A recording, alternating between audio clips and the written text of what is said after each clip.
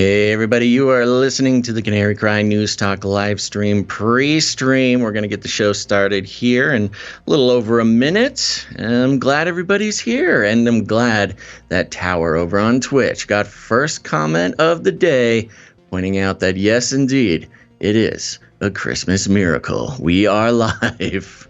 And yes, well, we're almost there. The Advent calendar continues to tick down day by day, and cancer just keeps moving faster and faster and faster until that Christmas morning when time stands still.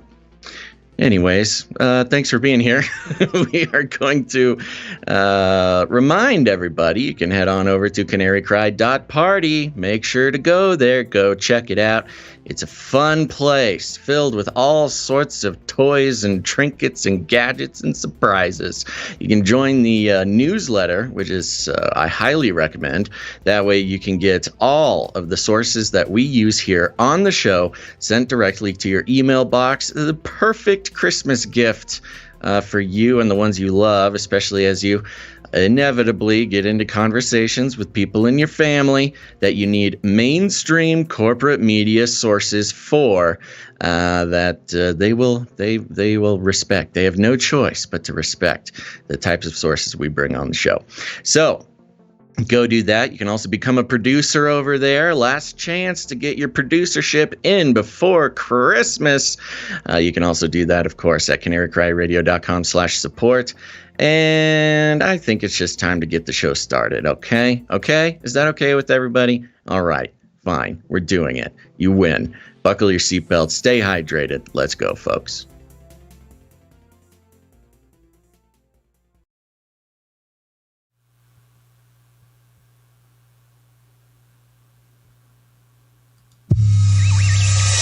The world is getting crazier. People are acting more and more insane. The end of the world is tomorrow. Tomorrow. There's only one thing to do when the world is falling apart. Listen to Basil and Gonz as they discuss this week's news and events through the lens of Bible prophecy. You are listening to Canary Cry News Talk. You're listening to Canary Cry News Talk, and we are live to tape here on December 20th, 2021. This is episode 425, and today, OMICRONUS, or even better, in the spirit of Christmas, OMICRONUS. Razzle dazzle, I'm your best buddy Basil. And this is Gonz, your favorite Asian provocateur for Christ. Welcome to the podcast where we bring you the best news, which is the gospel message of Jesus Christ, while reporting the egregious with a well-rounded, biblically grounded take on world events. Mm-hmm. And we're going to try to do a little bit of a shorter show today. You got places to be, times to rip through. It's time. It's time. The countdown has begun. The Christmas the flurry, the frenzy has started, and it starts. It's already taken effect. The stress, the panic, it's all closing in. The walls are closing in around you, Gonz. Don't panic. If you panic, you're feeding into the demons trying to take the energy of fear and anxiety from you. So you're saying that panic will give me power, evil, dark power. All right, well, I'll try my best not to. Yeah. But yes, so this is the last show before Christmas, Gonz. Very exciting. How are you feeling? Are you feeling good? Are you prepared? Oh, I didn't know we weren't going to do a show on Wednesday. Yeah, I might be lying. We might be doing one on Wednesday. But, you don't want to set your heart to it. We want to do a show on Wednesday, and we hope we do. But anyways, we're here now, and that's what counts, Gonz. We can only appreciate what's right in front of us. Truly, since you never know when it will disappear. First of all, I'm a little stuffed up today, so apologies for that. So the Omicron got you. Yeah, well, no. Otherwise known as the cold. Yes, we are the podcast that named Omicron as the next scary variant before anyone else. So there you go. And that is, I think we can 100% say that we were the first any kind of platform to say the Omicron will be like the next scary thing. So we have that to, at least for you can put that feather in your cap, and I'll ride that coattail.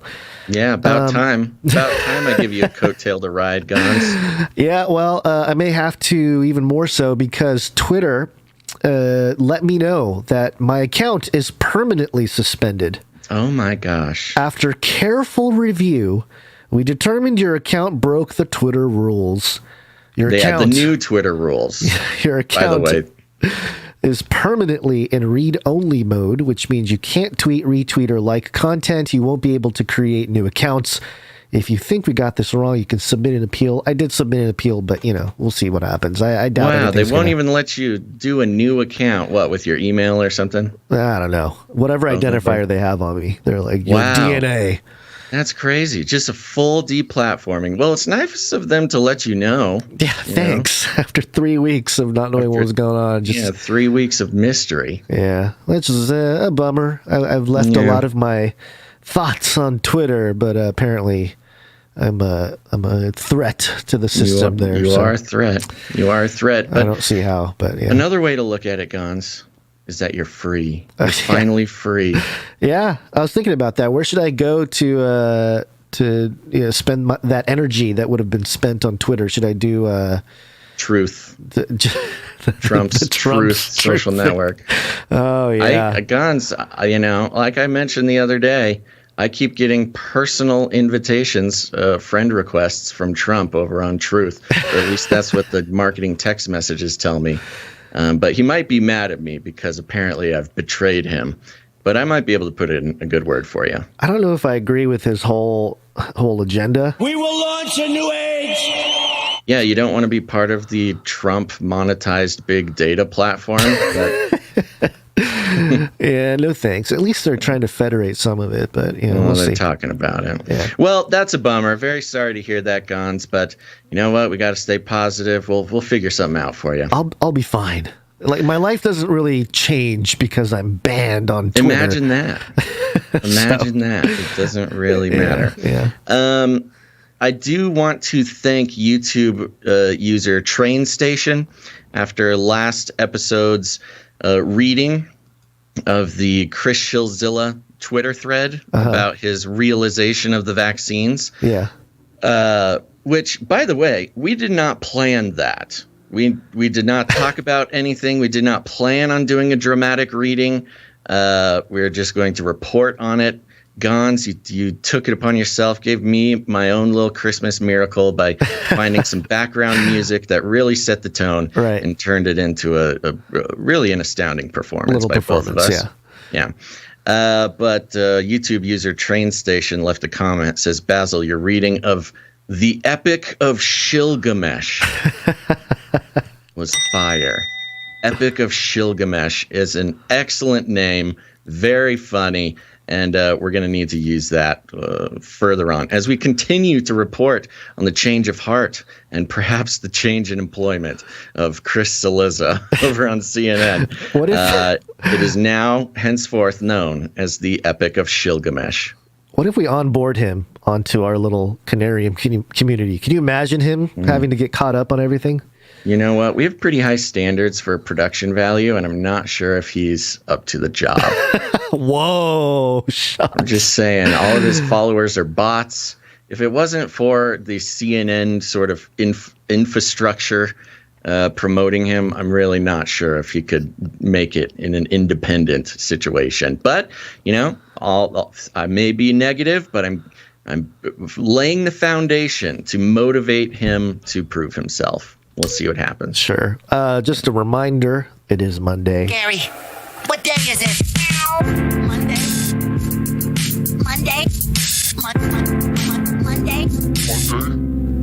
It's Monday. And before we move on into the show, real quick, because you mentioned the Epic of Shilgamesh as a reference to the Epic of Gilgamesh, the Mesopotamian myth. I believe it's the first or the earliest known comprehensive mythology, if I'm not mistaken, like a work of literature. Written, the first known, or the earliest known written sort of mythology like right. that. Now, the Greeks had their own version of it, and a lot of it was recorded in Hesiod's Theogony. Is that how you say it? I think it's Theogony, not Theogony. But and in it, there is a character named Cronus who envied the power of his father Uranus, the ruler of the universe. And it's interesting because Cronus is the symbol for Cronus is snake. You know, so you got the just snake, huh?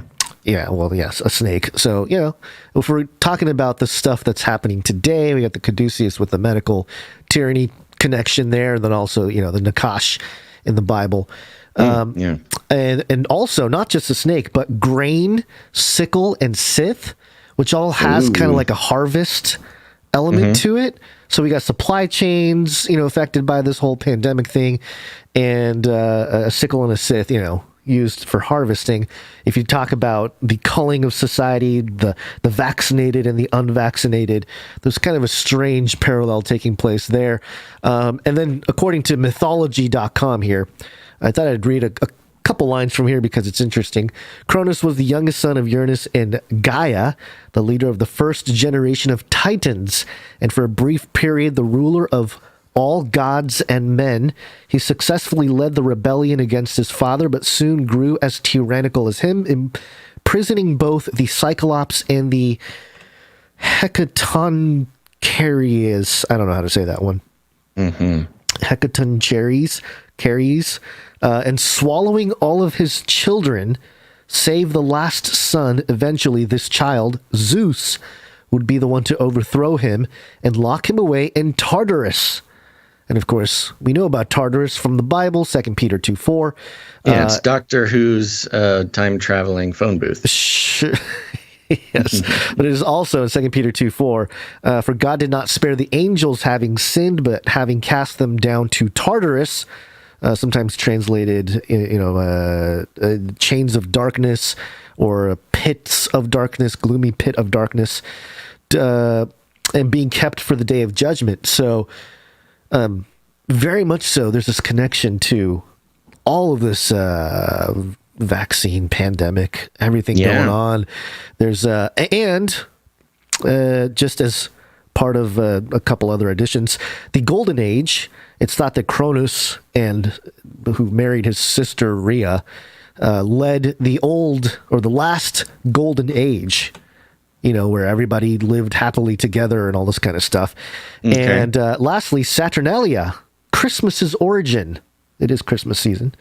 Unlike the ancient Greeks, the Romans didn't consider Saturn, for that is how they called Cronus, all that bad, believing that once he escaped to Latium, the region of Italy that includes Rome, he instituted the Golden Age once again, this time solely in Rome.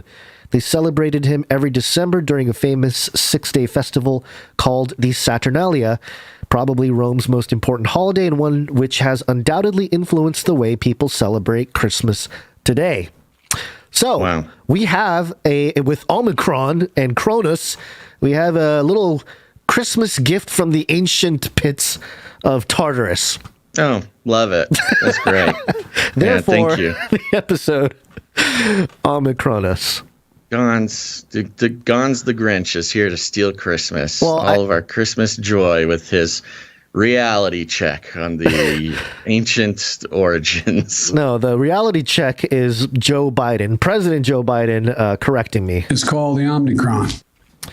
Yeah. I'm sorry. It's Omicron.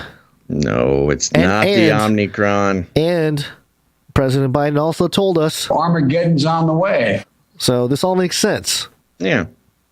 Well, speaking of ruining Christmas, Gonz, I do want to give a quick plug here at the top to remind people that, you know, Canary Cry News Talk might be a little spotty over the next couple or week or so. But I do want to plug Ravel, my other podcast that I do with Dr. Christopher Ryan Gates, where we, you know, explore the Bible and scripture and society and scandal all together. And there will still be some episodes of that posting. And kind of fun, Gonz was on an episode recently that everybody can go check out. And we also have a very fun Christmas episode. episode coming out. I think on Christmas Eve that'll be posted. Okay, good. So I for some reason I was under the impression that the whole ruining Christmas episode was me being on your show. So okay, good. I didn't realize that was a whole separate thing. No. Our Christmas episode is called Ravel Ruins Christmas. There you go. All right. So Ravel ruins it, not Gonz. Yeah, we talk about all the fun things about Christmas that just, you don't want to hear about when you're trying to celebrate the holiday. But it's a good time. The connection to Cronus and how he eats children and how that connects to the modern day child trafficking ring. We did not mention Cronus, but we do talk about the Yule cat. Okay. The Scandinavian cat that roams the woods and eats little children who don't wear their new Christmas clothes. Eating children, a theme. Mm-hmm. There is a point of connection. See, it's all coming together, guys. Moloch. Yeah, there you go. Yeah. Okay, well, I have no way to transition into this, so let's do the Flippy update.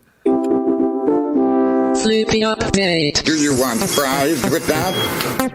Okay, folks, it's time for the Flippy update, and if you don't know, now you know. Flippy is the colloquial name for the disembodied robot arms that are taking our jobs, enslaving our children, and flirting with our spouses. We talk about Flippy as a way to explore all the new, fun, and exciting ways that robots are taking over the world, and how there's nothing we can do about it.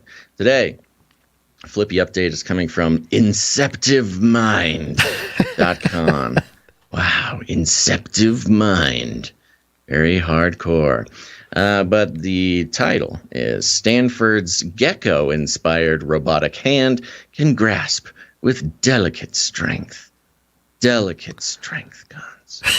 One of the major challenges in designing a robotic hand is giving it enough operating flexibility so that it can grip objects of different sizes and weights.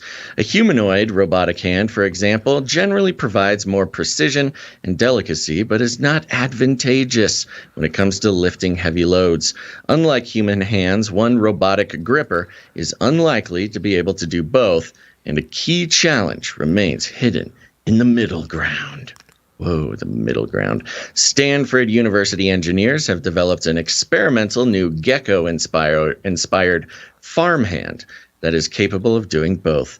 Farmhand benefits from two kinds of biological inspiration.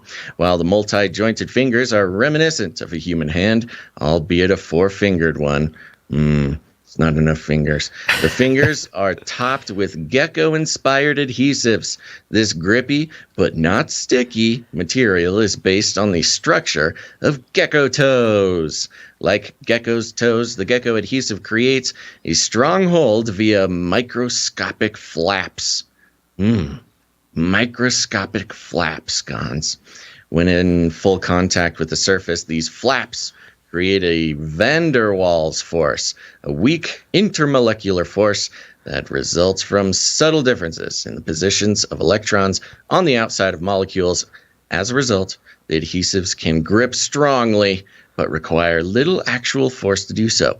Also, they don't feel sticky to the touch or leave a residue behind. Whew, what a relief. You don't want your robot hand leaving sticky little gecko marks everywhere. The fuss is that the gecko adhesives must connect with the surface in a particular way in order to activate the van der Waals force. This is easy enough to control when they are applied smoothly onto a flat surface, but much more difficult when a grasp relies on multiple gecko adhesive patches contacting an object at various angles, such as with farmhand. Below the adhesives, farmhand's finger pads help address this challenge. Blah, blah, blah. We don't want to know about the challenges of gecko hand. Further improvements to farmhand could come in the form of feedback features that would help users understand how it is gripping and how it could better while the hand is in use. The researchers are also considering commercial applications for their work. Oh, no kidding, huh? They're not just making this new gecko hand for fun, for their own personal fulfillment. They want commercial uses. Great. So this goes back to the conversation, Gonz.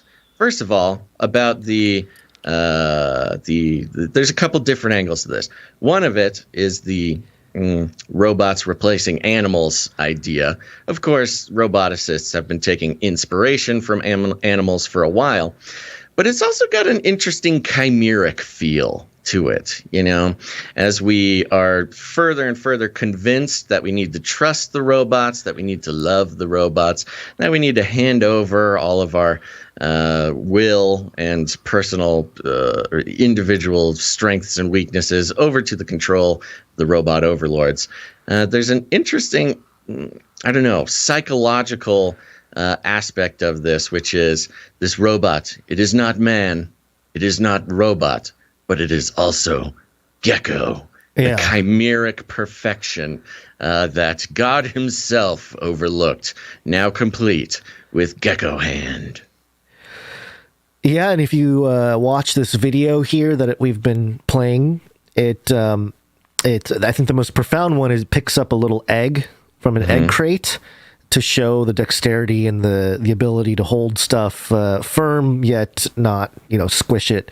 And gentle at the same time. Gentle but hard, yeah. Yeah. I could see a practical use for this type of hand in any kind of industry that requires it, or that not requires, but could use it or could, take advantage of it. But yeah, I think you're right. The overall, I guess it's the psychology, the normalization. I'm a little offended that they didn't put a thumb on there.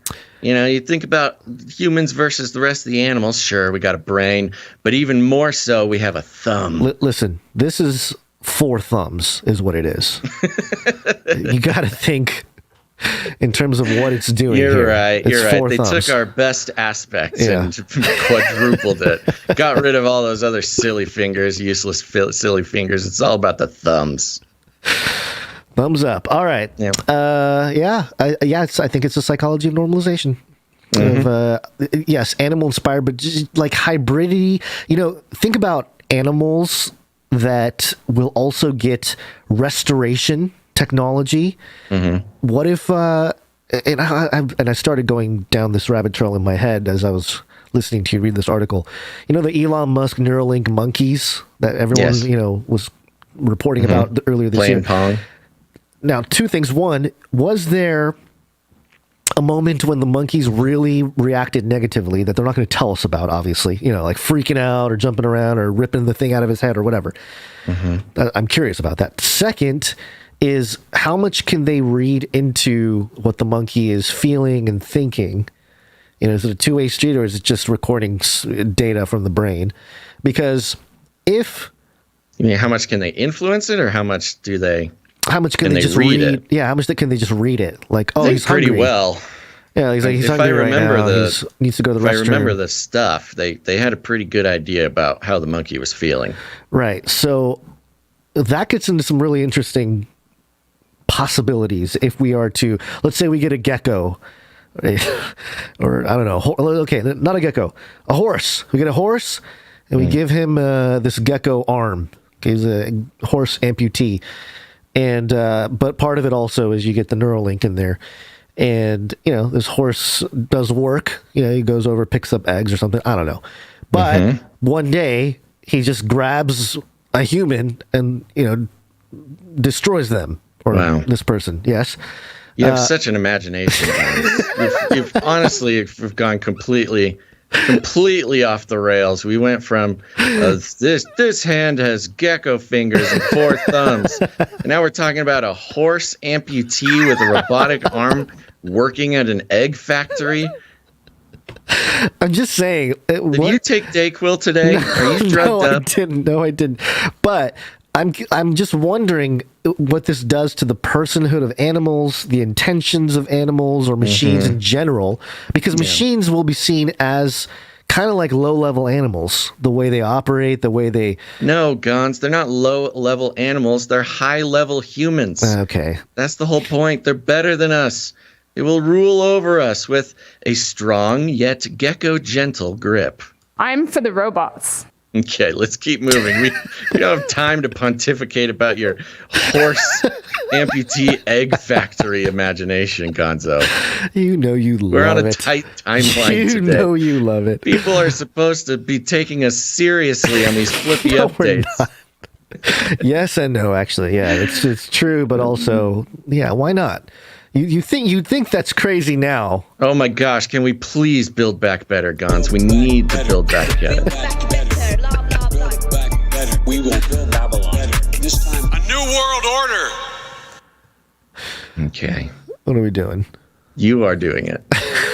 Just an update on the Build Back Better bill. Big update today. Yeah, what happened to my tab on that? It disappeared. Well, here it is. It's APnews.com.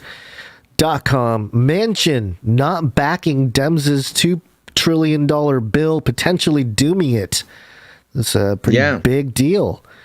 Let's see. Let me make sure I have that. Okay. It says Democratic Senator Joe Manchin said Sunday he cannot back his party's signature $2 trillion social and environmental bill, dealing a potential fatal blow to President Joe Biden's leading domestic initiative heading into an election year when Democrats' narrow hold on Congress was already in peril. Manchin told Fox News Sunday that after 5.5 months of negotiations among Democrats in which he was his party's chief obstacle to passage, quote, "I cannot vote to continue with this piece of legislation. I just can't. I've tried everything humanly possible. I can't get there." Sabotage. Manchin's choice of words seemed to crack the door open to continue talks with Biden and top congressional Democrats over reshaping the legislation, but the West Virginia senator all but said the bill would die unless it met his demands for a smaller, less sweeping package, something that would be hard for many Democrats in the narrowly divided Congress to accept. The bill would provide hundreds of billions of dollars to help millions of families with children by extending a more generous child tax credit, creating free preschool, and bolstering child care aid. There's more than $500 billion for tax breaks and spending aimed at curbing carbon emissions, which experts consider the largest federal expenditure ever to combat climate change. Manchin's trying to not fight climate change. Manchin has been a wild card for a long time. Yeah. But to be the actual executioner on the Build Back Better bill really places him in a pretty incredible place of power. I don't know if we brought the clip or not, but the clip that's going around was when Kamala Harris was on a radio show, I believe. Could have been TV. I don't know. I've only heard the clip with Charlemagne the God. You know this guy? Yep. Charlemagne the God, guy, sort of a the artist gone But podcaster. he's more specifically, he's like a broadcaster now. I think he has a couple shows other places, and he was interviewing Kamala Harris, and it's a funny clip. And he's kind of going after her. She's like, or he's like, "So who's really president, Joe or Manchin?" And she gets all mad, and gets all defensive.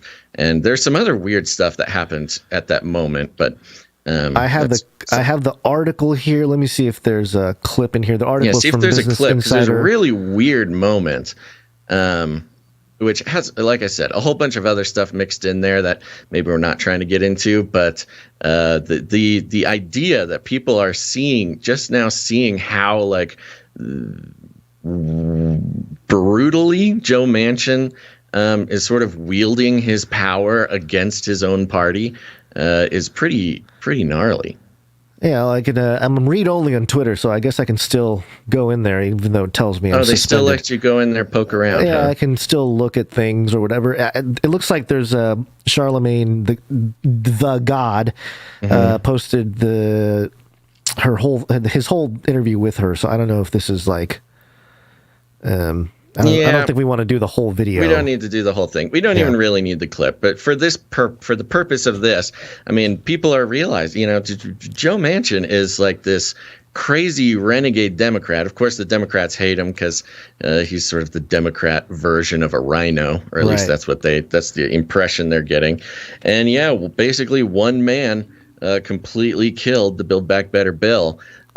Which is giving him a lot of leverage, I think. Now, it could come back next year, but as far as Joe Biden accomplishing, like literally anything in his first year of office, that's basically destroyed. And it's hilarious because they passed the infrastructure bill. And if you remember, the infrastructure bill and the Build Back Better bill were at one time they were one bill. Right. And the infrastructure bill mainly benefited it was a huge spending bill that benefited lots of industries, lots of corporations in the country. whereas the Build Back Better bill allegedly was more geared towards helping people. And they split it up. And, there was threats getting thrown around like, okay, we'll pass the infrastructure bill if you promise to pass the Build Back Better bill. And all these promises were made and all these deals were slung over there on the Hill. And when it came down to it, the captains of industry got their infrastructure bill, but nobody, Biden doesn't get his Build Back Better bill. So pretty brutal moment. And it's all because of Joe Manchin just being a pretty savage politician. Manchin said he was opposing the 10-year, roughly $2 trillion bill because of his concerns about inflation.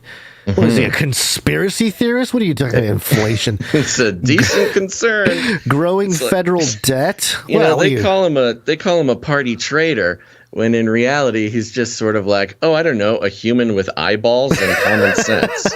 A little bit of common sense. Mm-hmm. Seems to be very divisive in D.C. Traitor. Growing federal debt, which, true, and a need to focus on the Omicron COVID-19 variant. There's his little sellout, I'm doing this, but also I still bow to my masters.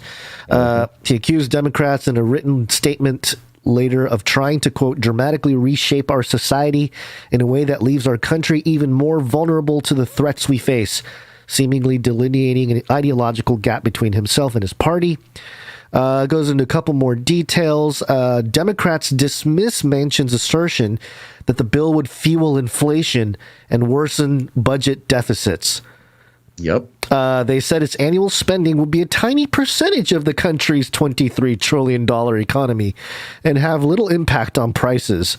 Its job training, education, and other initiatives would spur economic growth and curb inflation long term, they say. Which is, I don't know about that, but it sounds like a computer model. Right. Hey, exactly. If you just give us some money here. Sounds like a bunch of hogwash from politicians who want to win. Yeah. And just say whatever they need to say to get public support. Yeah. So there you go. A big update here, and we'll see what happens. I mean, this, what does it do? It's done for the year. It's done for the year for sure. Yeah. But, again, these things, I never have too much stock in the movement of the pendulum. Well, the real interesting part is, Joe Manchin is basically like the biggest corporate shill. I won't even say that. He's not the biggest. There's definitely bigger corporate shills. I don't know, like Joe Biden. But the thing that you got to respect about Joe Manchin, he's a corporate shill and out to benefit himself and not under the rule of the Democratic Party leadership. Yeah. Really throwing a wrench in the whole thing. Yeah. Well, all the right-wing Republican news outlets are going to all of a sudden be big Manchin fans. I always was a Manchin fan, but mainly because he's such an agent of chaos. Like, I was talking to my LibJoe buddy. Mm-hmm. And this was a while ago, a few months ago, and he's like complaining about Joe Manchin and how Joe Manchin is sort of like single-handedly keeping the United States in poverty and killing children. Wow. And all sorts. I mean, he basically was talking about Joe Manchin as if he were the literal devil. And I'm like, you know what? He is an agent of chaos that expresses the beauty and absurdity of the United States political system. There you go. He did not like that comment very much. Yeah, well, he's still peddling the Omicron fear. Mm-hmm. So he's got that. Speaking of which, it's Corona time. COVID-19, COVID-19, COVID-19, COVID-19. Yeah. COVID-19. COVID-19. Coronavirus. Vaccine. Number one way, folks. This is coming from Reuters, and you guessed it, it's a fact check. Fact check. All right. Pandemic preparedness scenario is not evidence of an orchestrated disease outbreak. Oh, okay.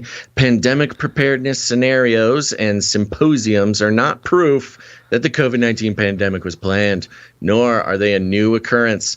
Scenarios are commonly used across various sectors, from geologists to firefighters, to be best prepared for the worst. Training seminars and epidemiological reports that were held and released before 2020 have spread across social media and have been presented as proof that the COVID-19 outbreak was planned.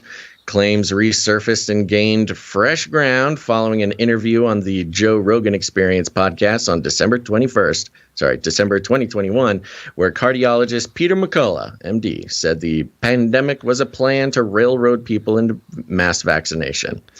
That is a mischaracterization of what Peter McCullough was saying, but of I have course, the clip. Yeah, okay. We can play it here. So you believe this is a premeditated thing that they were doing. So they realized that in order to get people enthusiastic about taking this vaccine, the best way to do that was to not have a protocol for treatment. It's not just my idea. Now it's completely laid out by the book by Dr. Pam Popper, the book recently published by Peter Breggin, COVID-19 and the Global Predators, We Are the Prey. I wrote one of the introductions. Dr. Leif Leet and Dr. Vladimir Lysenko wrote the other introductions. These books are basically nonfiction. They have 1,000 citations in the Breggin book showing how it was coordinated and planned. Now Bobby Kennedy has his book out, The Real Anthony Fauci. I'm the most mentioned physician in that book. I can tell you that if you want to find the evidence that Moderna was working on the vaccine before the virus ever emanated out of the lab, if you wanted to find the collusions and the operations between the Gates Foundation and Gavi and CEPI and Pfizer and Moderna and the vaccine manufacturers and the Wuhan lab and the National Institutes of Health and Ralph Barrick and University of North Carolina at Chapel Hill and how all this was organized, if you want to see the Johns Hopkins planning seminar called the SPARS pandemic in 2017, where they had a symposium, people showed up, they wrote up their symposium findings, they published this. It says it's going to be a coronavirus. It's going to be related to MERS and SARS. It's going to come over here to the United States. It's going to shut down cities and frighten people. There's going to be confusion regarding a drug, hydroxychloroquine or ivermectin, and we're going to utilize all that in order to railroad the population into mass vaccination. It's laid out in the Johns Hopkins SPARS pandemic training seminar. The only thing they got wrong was the year. They said it was going to be 2025. Instead, it landed a few years early. There you go. Yeah, and that was slightly out of context, but I think the spirit of the thing is there, because specifically what they were talking about was the control of hydroxychloroquine and ivermectin and just generally other treatment plans, protocols, he calls them. That was what mostly his whole point was, he's actually treating patients for COVID-19, whereas hospitals are telling them to stay home and get worse for 2 weeks before they do anything. And so when Joe was asking that question, he was asking, why are they ignoring any possibility of an actual treatment protocol early on and then just, waiting until everybody's super sick. So that was kind of the basis of it. But yes, of course, we know about all these pandemic planning war games they've done. Interestingly enough, Event 201 is not mentioned yet in this article, but which, you don't even have to go back to 2017. You have to go the month before coronavirus came out. But okay, let's keep going. According to McCullough, pharmaceutical companies, Moderna, blah, blah, blah. We said that. Let's get down to the fact check here. Oh my gosh, this is so long. It's so long, Gonz. Yeah. Do you have anything highlighted in here? I don't remember. It's just quote after quote after quote from the McCullough interview. Here we go. Ultimately, this is where I started here. Okay. Ultimately, pandemic scenarios are not predictions, said Graham Medley, a professor of infectious disease modeling, London School of Hygiene and Tropical Medicine. Nobody's saying they are predictions. Quote. That's a very specific rhetorical manipulation he's using there. Predictions. Nobody's saying that Event 201 was a prediction. No, it's a plan. Yeah, it's a plan. And self-admittedly, it's a plan. Quote, there are some basic principles that we know will unfold. speaking specifically about a public health preparedness report for winter 2021-22 in the United Kingdom, he detailed the possible challenges taken into consideration. Quote, what might happen? How will things play out? How do we know our challenges? What might be challenges, and what are we not thinking of? What does it look like if everything goes well? What is the worst thing that can happen?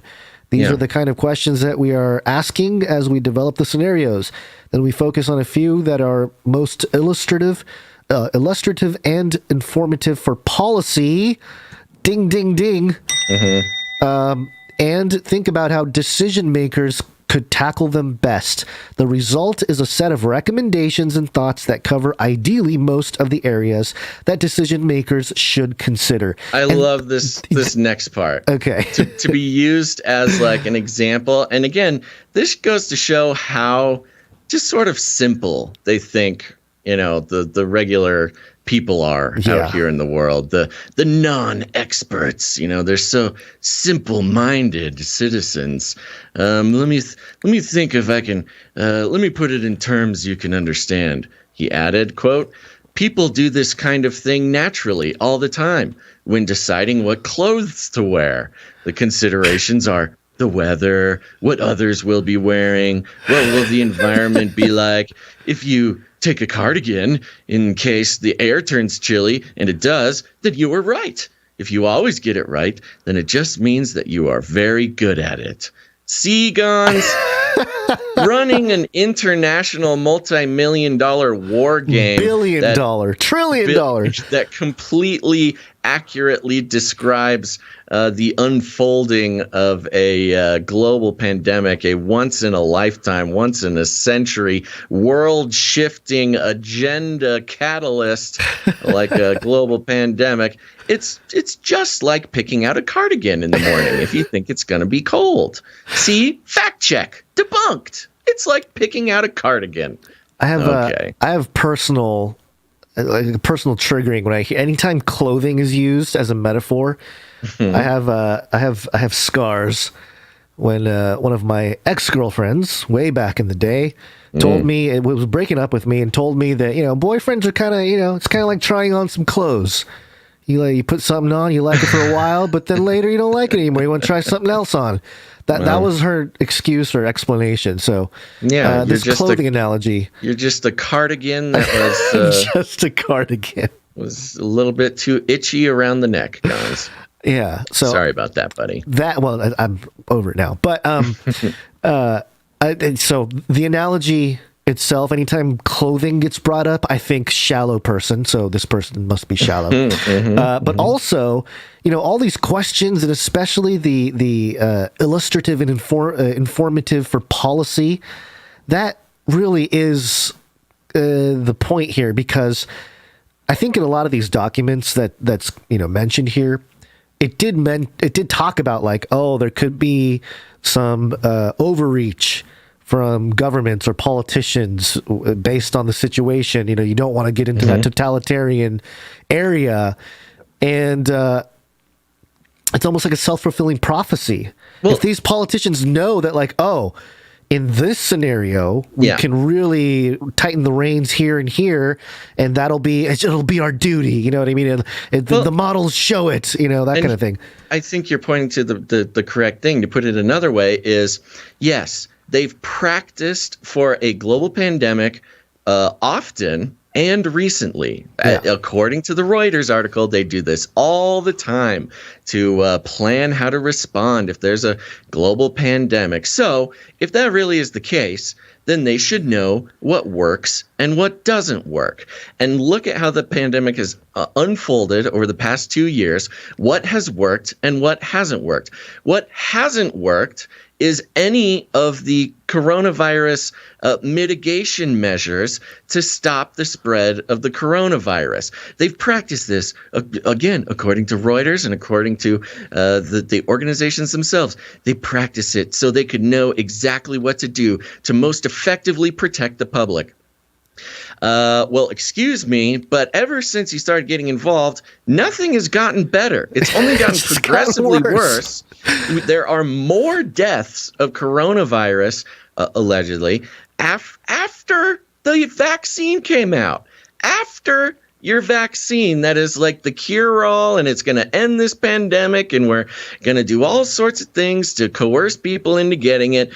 Fine, people start getting it and more people die than ever after the vaccination comes out. So that's not a success. Your masking's not a success. Nothing that you, quote unquote, have planned in these big war games that you've done over and over and over, so you know what to do with policy. If you've done this many experiments and none of your protocols are working, the literal only success to come out of the pandemic is the furthering tightening of control by authoritarian politicians and governments around the world. The only success is the success in controlling the population and coercing them and tracking them and taking more control for centralized power. That is literally the only success that has happened. Everything else has been a failure. So, following your logic, Reuters,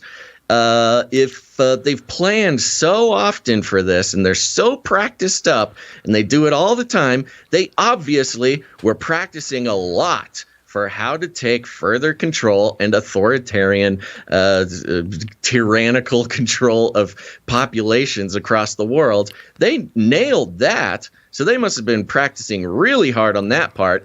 But,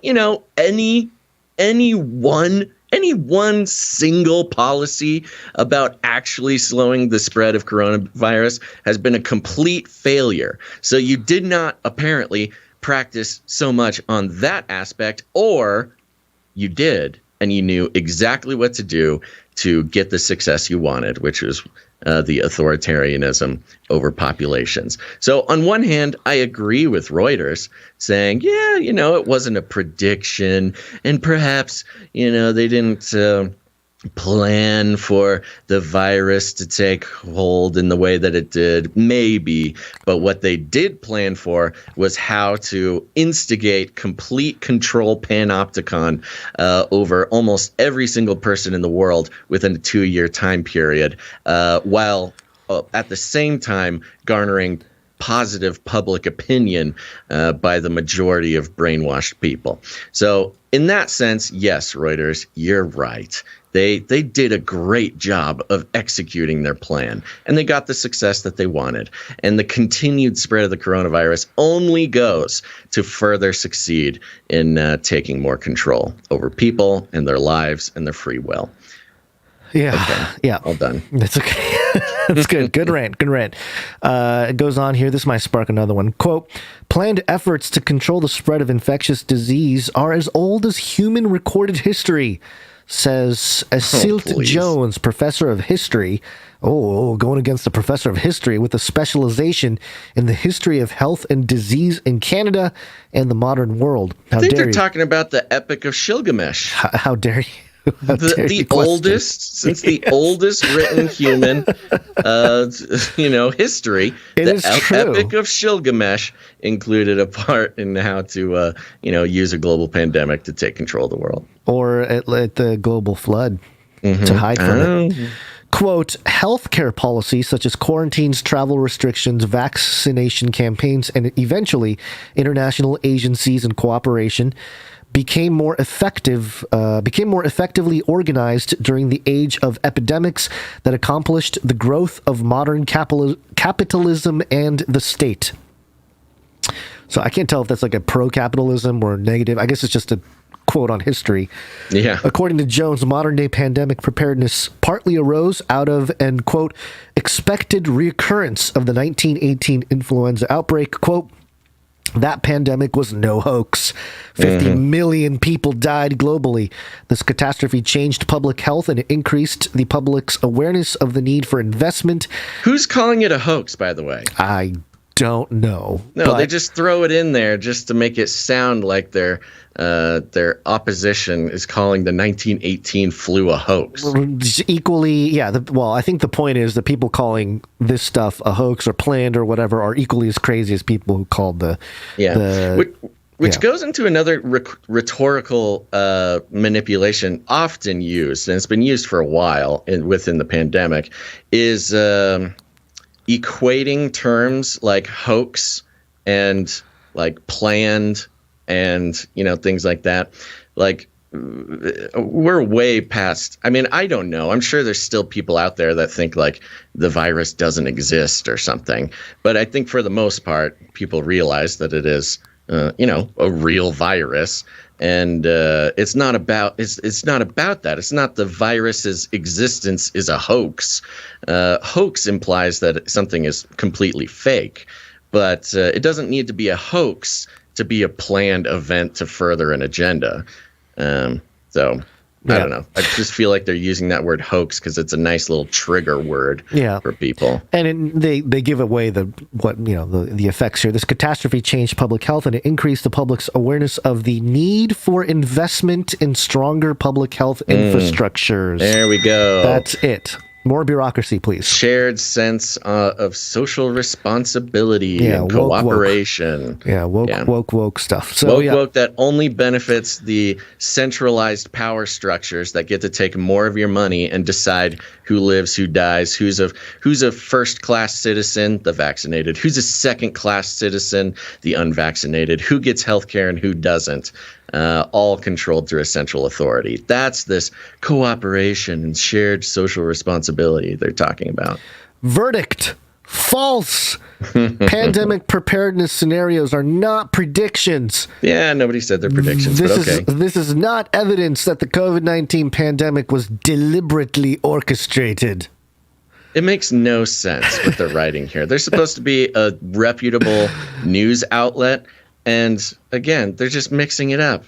Nobody says it's a prediction, and a prediction is not equal to deliberately orchestrated. They're literally two different things. But whatever. Great job, Reuters. Great job. This was produced by the Reuters fact check team. Can you imagine the meetings happening there? One guy walks in. Wow, fact check team, the arbiters of truth, the priests of truthiness. Love it. Yeah. All right, here's a quick little update. Okay. ABC News. Yay. Elizabeth Warren reveals she tested positive for COVID-19. Oh, no. It's good times. In a tweet Sunday night, Senator Elizabeth Warren, Democrat of Massachusetts, announced that she, quote, tested positive with a breakthrough case on Sunday. Notice how it's just not a case. You know, it's a breakthrough case. It's its own classification. If you say breakthrough case, then it's a virtue signal to say, I did everything right, and it still got me. It's not because I'm a horrible, unvaccinated animal white supremacist, okay? It's not a case. Because if you catch a regular case, that means you're an anti-vaxxer domestic terrorist. But if you get a breakthrough case, that means you're just, you get more pity. An unfortunate member of society. You get more pity with a breakthrough case. Warren said she's experiencing mild symptoms. Wow, good for you. She must have Omicron. The progressive senator also indicated that she is fully vaccinated. She indicated, don't worry, again, it's not about health. It's not about, oh, I'm sick. Sorry about it. I won't be at the party. I must indicate that I am fully vaccinated and has received her booster shot. Oh, weird. So, and she got the booster, which we're told is, going to save us all. And she still got a delightful little breakthrough case. The tweet read like this. I regularly test for COVID, and while I tested negative earlier this week, today I tested positive with a breakthrough case. Thankfully, I am only experiencing mild symptoms, and am grateful for the protection provided against serious illness that comes from being vaccinated and boosted. Yeah. Great. Good job. Gross. Good job, Senator Elizabeth Warren. It's funny, this little article talks about Senator Cory Booker also testing positive. Yeah, there's like a whole list. Yeah.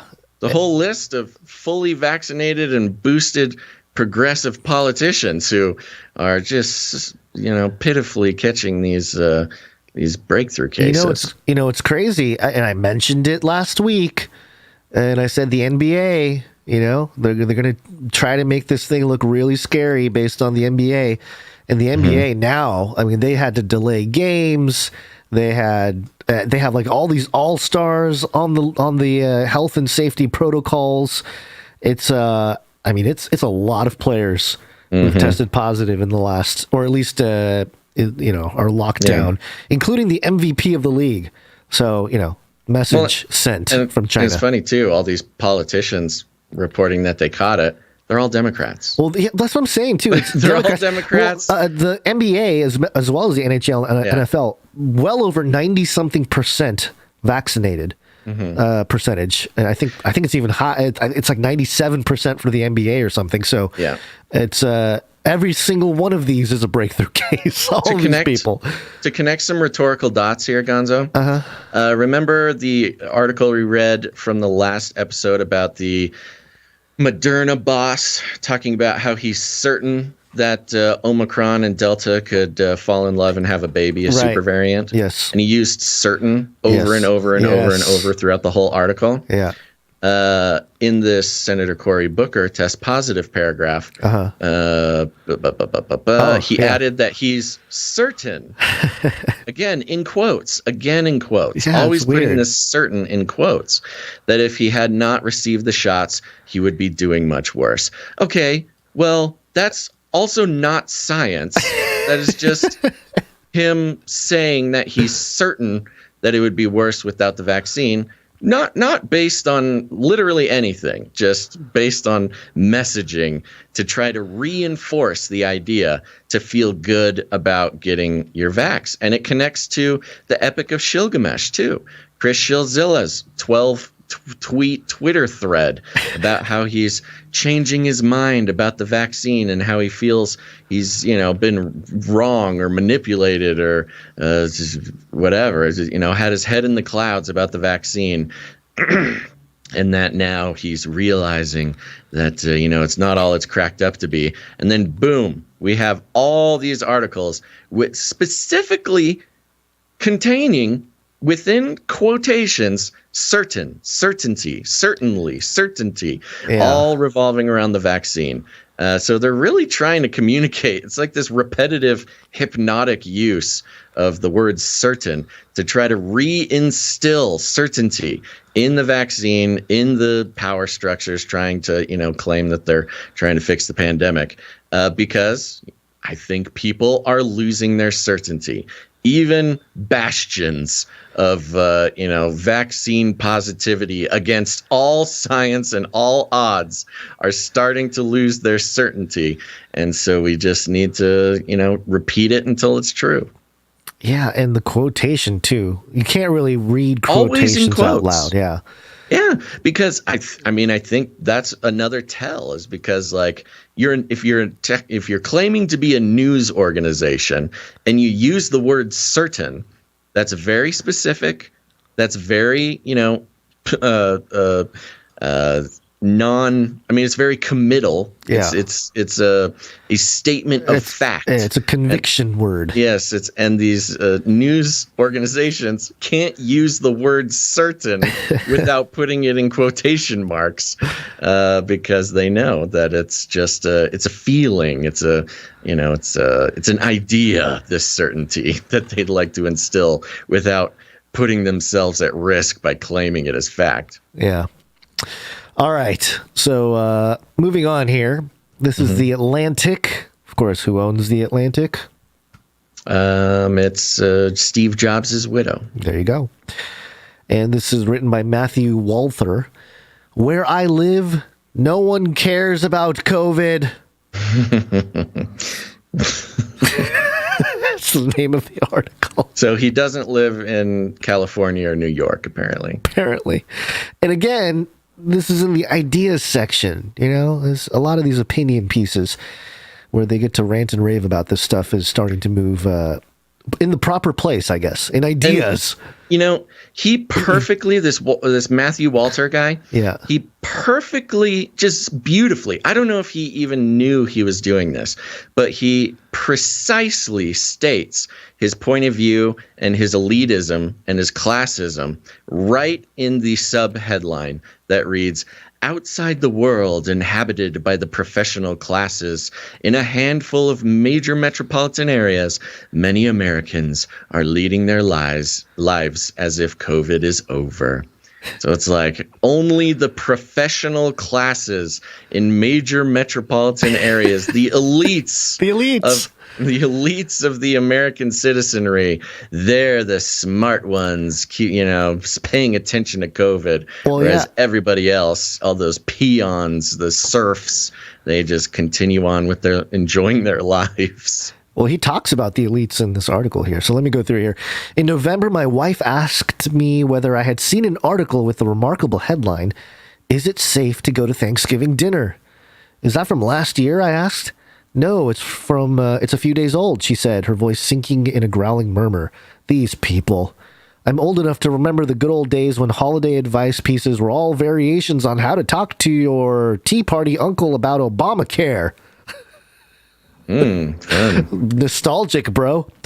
As Christmas approaches, we can look forward to more of this sort of thing, with the meta-ethical speculation advanced to an impossibly baroque stage of development.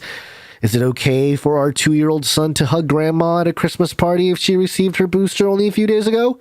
Should the toddler wear a mask except when he is slopping mashed potatoes all over his booster seat? Yeah, booster.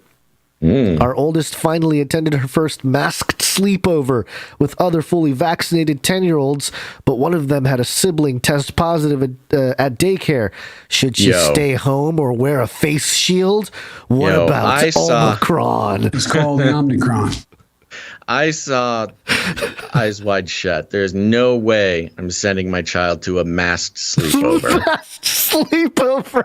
That is so wrong. I didn't even think about that. Do that not is so send your true. child to a masked sleepover under any conditions. Why would you?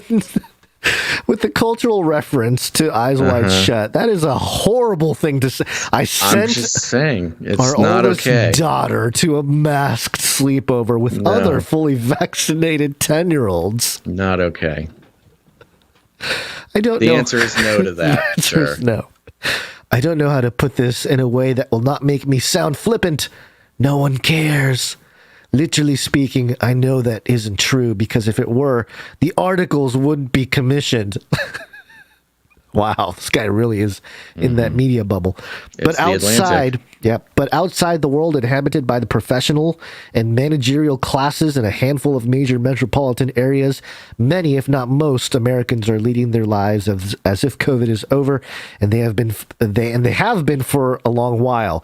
And guess what, dude? They're not dying either from COVID. Exactly. Like, what is your point? This is actually, I mean, just along these lines. I was doing some Christmas shopping yesterday, and for the first time went to like a big department store thing, and the crowds were crazy, and I was like, wow, things are really going back to normal here. The crowd's completely insane, and my general attitude is, I carry around a mask. I walk into a place. I see what the, employees are almost always wearing masks, but just feel it out. You feel it out, and then just move on from there. But I went to this giant sort of department store complex thing, and I was very surprised because, it's generally been all masked, everything that I've seen. I mean, once in a while you get some rebel who's not doing it, and mostly nobody bugs them. But it was about 50-50. I mean, it was there was no sort of what's the word? I don't know. Authority coming around making people put masks on. If people want to wear their masks around, more power to you. But yeah, don't force me, especially it's at this point. But anyway. And I went to my favorite part, talking about Christmas shopping. I went to that. And it was just weird. And it's, I didn't like being out in the crowds and everything. And so I stopped by another store, which is like a Western store, like a legit Western store, not just like, come get your turquoise jewelry and a cowboy hat. Like, it was a legit Western store that had, a lot of leather, horse tack. Yeah. It had saddles. It had, like the rodeo queens go there. And I was like, oh, this is the place. Okay, let's go. Let's do some shopping. And I walked through the door. They have the wear the mask sign there. But I walk in, and it's like a family establishment run by like actual cowboys. I walk in, no masks, nobody cares. And when I walk in and I see that, and I kind of like just sort of I see it, and I pull my mask down under my chin, just be like, okay, they're not going to judge me, so let me just pull this down. And the second I did, it was like they were waiting and like gave a standing round of applause, a standing ovation for pulling my mask down as I walked in here. Did they really? It felt good. Yeah, they were. Wow. I mean, they didn't literally clap. No, that's how it felt. Emotionally, it felt that way. But they smiled and nodded and were like pumped that I felt free enough to do that. Nice. Yeah, good times. Well, let's get back to this guy here. That's quite a divergence. Sorry about that. In my part of rural Southwest Michigan and in similar communities throughout the country, this is true not despite, but This is true not despite, but without any noticeable regard for cases, hospitalization statistics, which are always high this time of year without attracting much notice, or death reports. I don't mean to deny COVID's continuing presence. For the purpose of this piece, I looked up the COVID data from my county and found that the 7-day average for positive tests is as high as it's ever been, and that 136 deaths have been attributed to the virus since June 2020. That's not that many. I mean, it's still a lot, but hold on, what happened to my mouse here? Here we go. What I wish to convey is that the virus simply does not factor in my calculations, or that those of my neighbors who have been foregoing masks, testing, or tests unless work imposes them, in which case they are shrugged off as the usual BS from human resources and other tangible markers of COVID-19's existence for months, perhaps even longer. Indeed, in my case, when I say for a long while, I mean for nearly 2 years, from almost the very beginning. In 2020, I took part in 2 weddings, traveled extensively, took family vacations with my children, spent hundreds of hours in bars and restaurants, all without wearing a mask. This year, my wife and I welcomed our 4th child over the course of her pregnancy, from the first phone call to the midwife a few months after getting a positive pregnancy test until after delivery. The subject of the virus was never raised by any healthcare professional, including her doula, a dear friend from New York.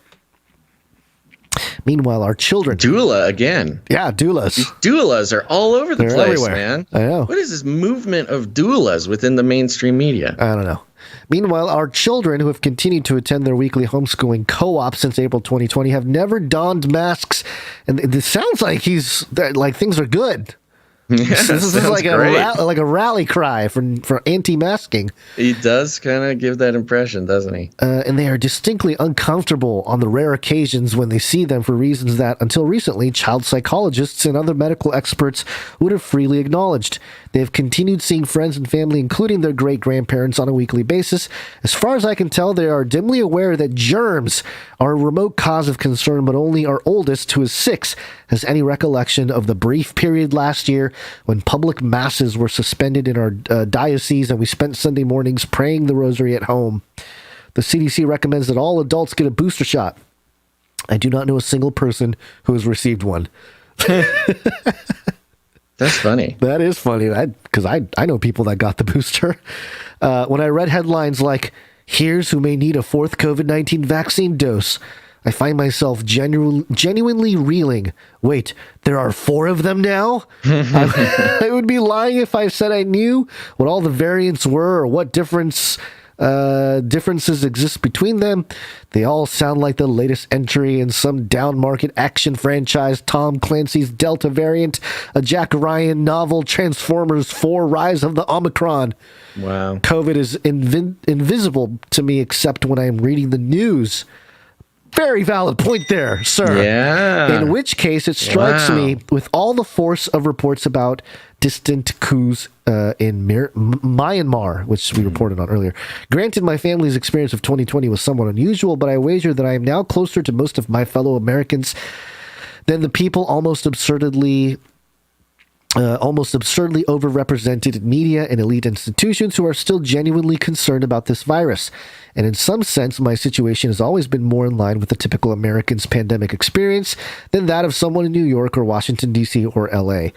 It gives a little example here of him in D.C.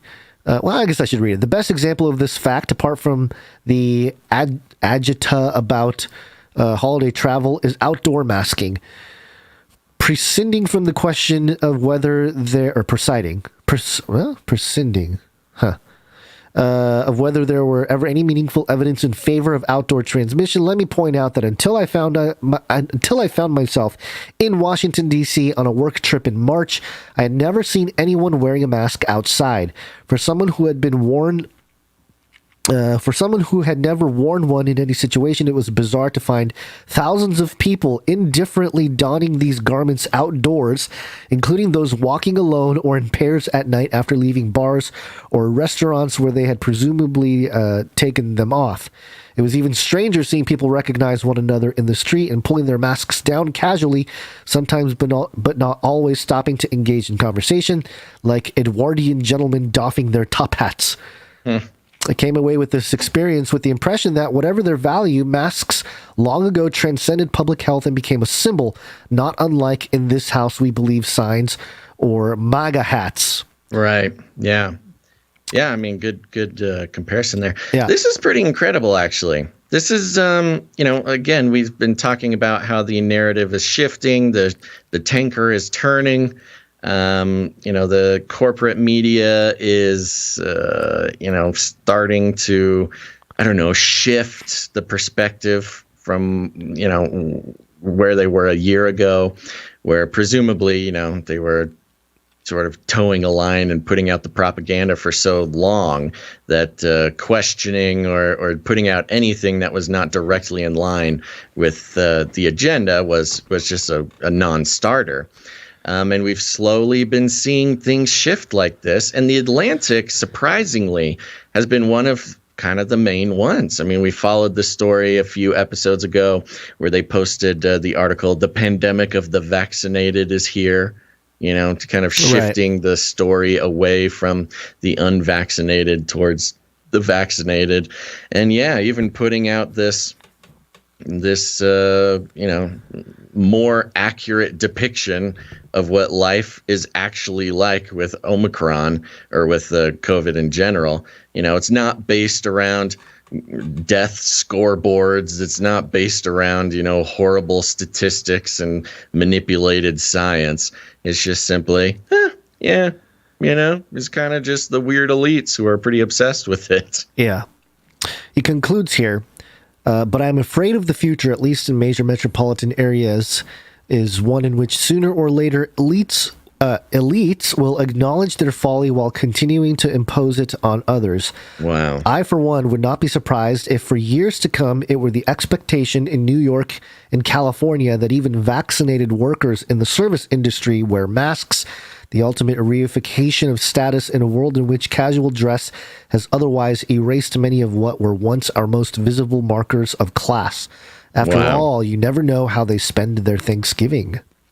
Wow. That's a little, is that a Newsom thing, or what is that? Is that a...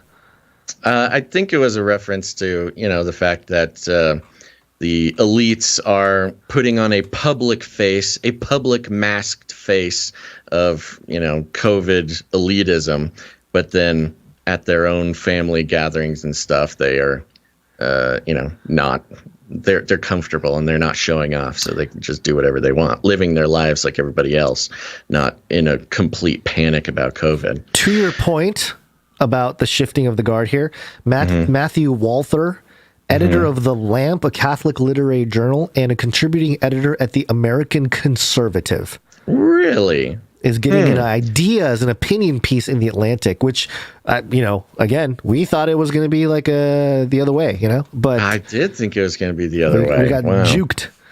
But there you go. Yeah, this is a shifting of the narrative. All right.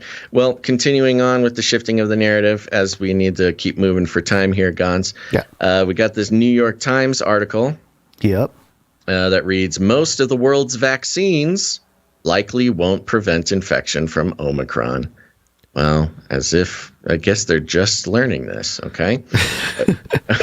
Well, before you read the article, let me just do a side-by-side comparison here from a New York Times article from December 15th, so a few days ago. 4 days ago. 4 days before this article came out. New studies raise hopes that vaccines prevent severe disease from Omicron. Whoopsies. 4 days later. A growing body of preliminary research suggests the COVID vaccines used in most of the world offer almost no defense against becoming infected by the highly contagious Omicron variant. All vaccines still seem to provide a significant degree of protection against serious illness from Omicron, which is the most crucial goal.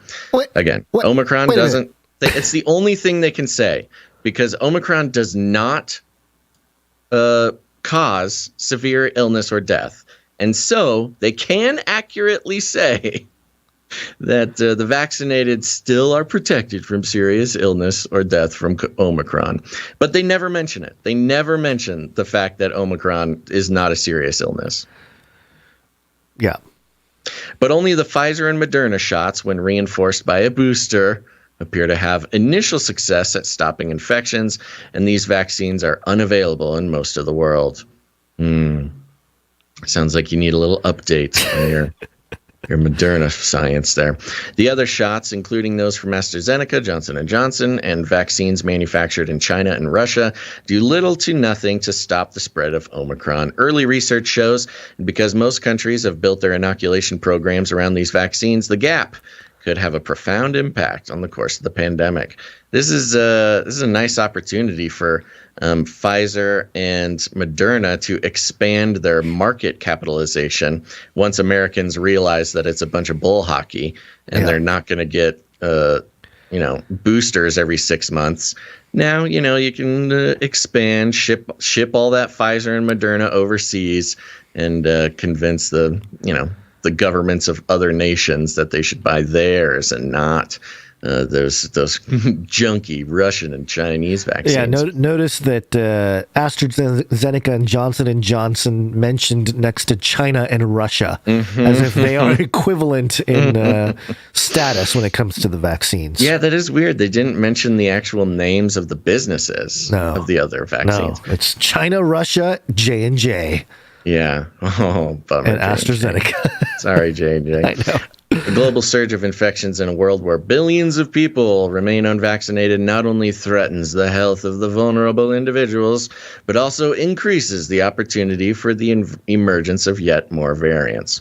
Nope, that's opposite. The vaccinated create variants. Again, sounds more like an opinion in the mainstream part of the newspaper, in the health department of the New York Times. We've read the actual science about vaccine-induced, I forget what the fancy name was, but basically the variability, the dodging of the defenses that sort of manifests in vaccinated people. The disparity in the ability of countries to weather the pandemic will almost certainly deepen, and the news about limited vaccine efficacy against Omicron infection could depress demand for vaccination throughout the developing world, where many people are already hesitant or preoccupied with other health problems. Uh-oh. Sorry, Pfizer and Moderna. Or other vaccine companies. Yeah. This news is not good for you. Yeah, this is war. Pharma war. Yeah. Most evidence so far is based on laboratory experiments, which do not capture the full range of the body's immune response and not from tracking the effects on real-world populations. The results are striking, however.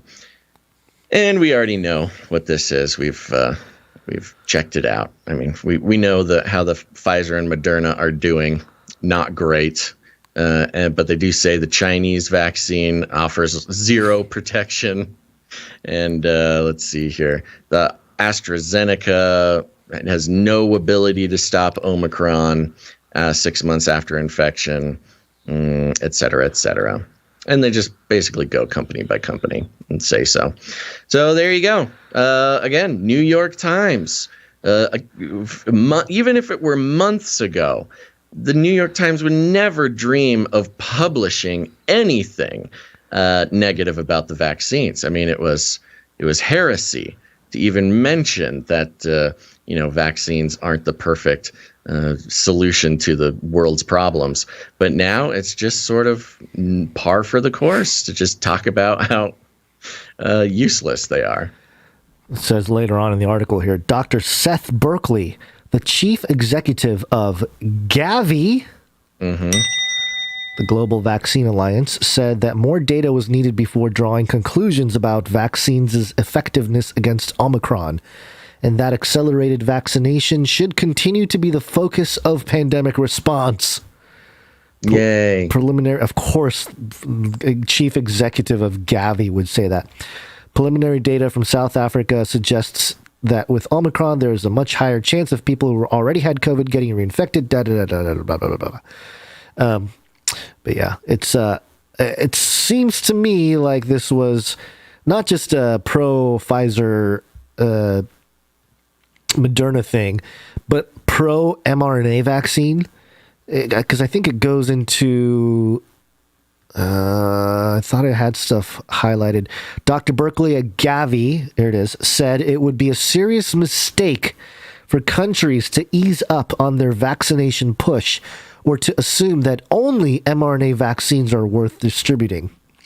So, okay, so it's you literally just told us that it's useless, and yet you're telling countries, most countries, not wealthy countries who purchasing millions of vaccines is like an actual big strain on their whole budget for the entire country. Listen to this. Yeah.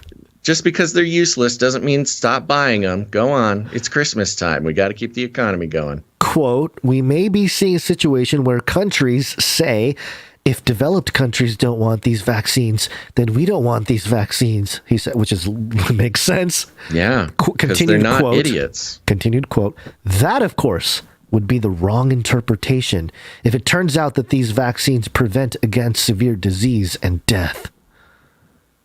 Okay. Oh my gosh. Okay. And I like the threats, too. It's a serious mistake you are making. Yes, you're making a big mistake.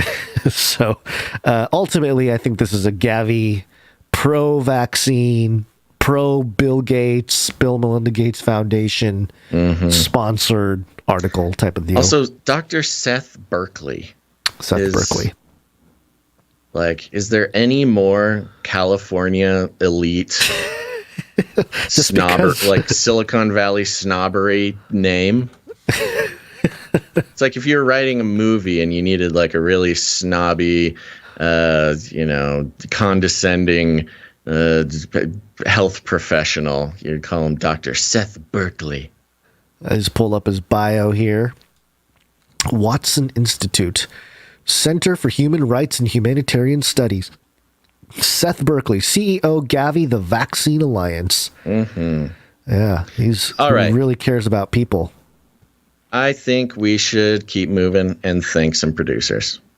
Well, let me do the party first here. Go to CanaryCry.Party, put it in your URL, and it will take you to the CanaryCry LINKTREE, where you can find all kinds of links to everything from our email list to receive our newsletters, explore different platforms where we live stream, connect with others through all of our social media platforms, and of course, there's a big wiggly support button that wants to get pushed. You can do that too at CanaryCry.Party. And it's break time. It's break time! Come on, take a break. That's right, folks. We're taking a break, and lucky for you, we're running out of time. So I'm going to keep the pitch short here. But you may have noticed no advertising, no affiliate codes, no corporate money whatsoever. And that's because corporate money equals corporate influence, which inevitably cannot result in independent media, truly independent media. Oh, by the way, if in this episode there are ads playing on YouTube, specifically YouTube, I'm looking at you, Susan, then Joe Rogan and Spotify are probably making money off of the clip that we played. Yes, and we are not making the money. Copyright clip, that means that somebody else can put advertisements on it and monetize it, and we get nothing. Yep. Nothing. So if you see ads on any of our broadcasts, that is what's happening. We're not making any money.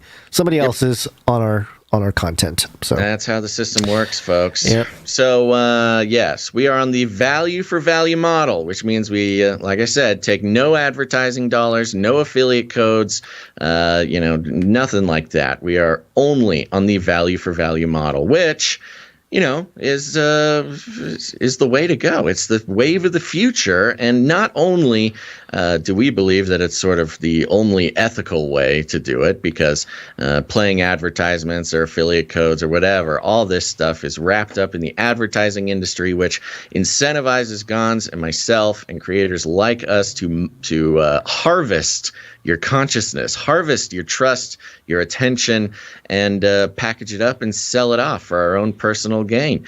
Opening you up to the subtle psychological manipulations of the advertising industry, which, based on your big data and your privacy being invaded, they use all that information to subtly influence you into spending money you don't need to spend, while convincing you that if you do spend that money, you'll finally find happiness, wholeness, and completeness, which is one of the biggest and most widespread and maniacal, agendas happening in our world. And unfortunately, it is the aspect of our economy that makes the most money for big evil corporations like Google and Facebook and, all those types of people. So the only possible solution that we can actively participate in for this darkness, that shrouds the minds of every individual on Earth,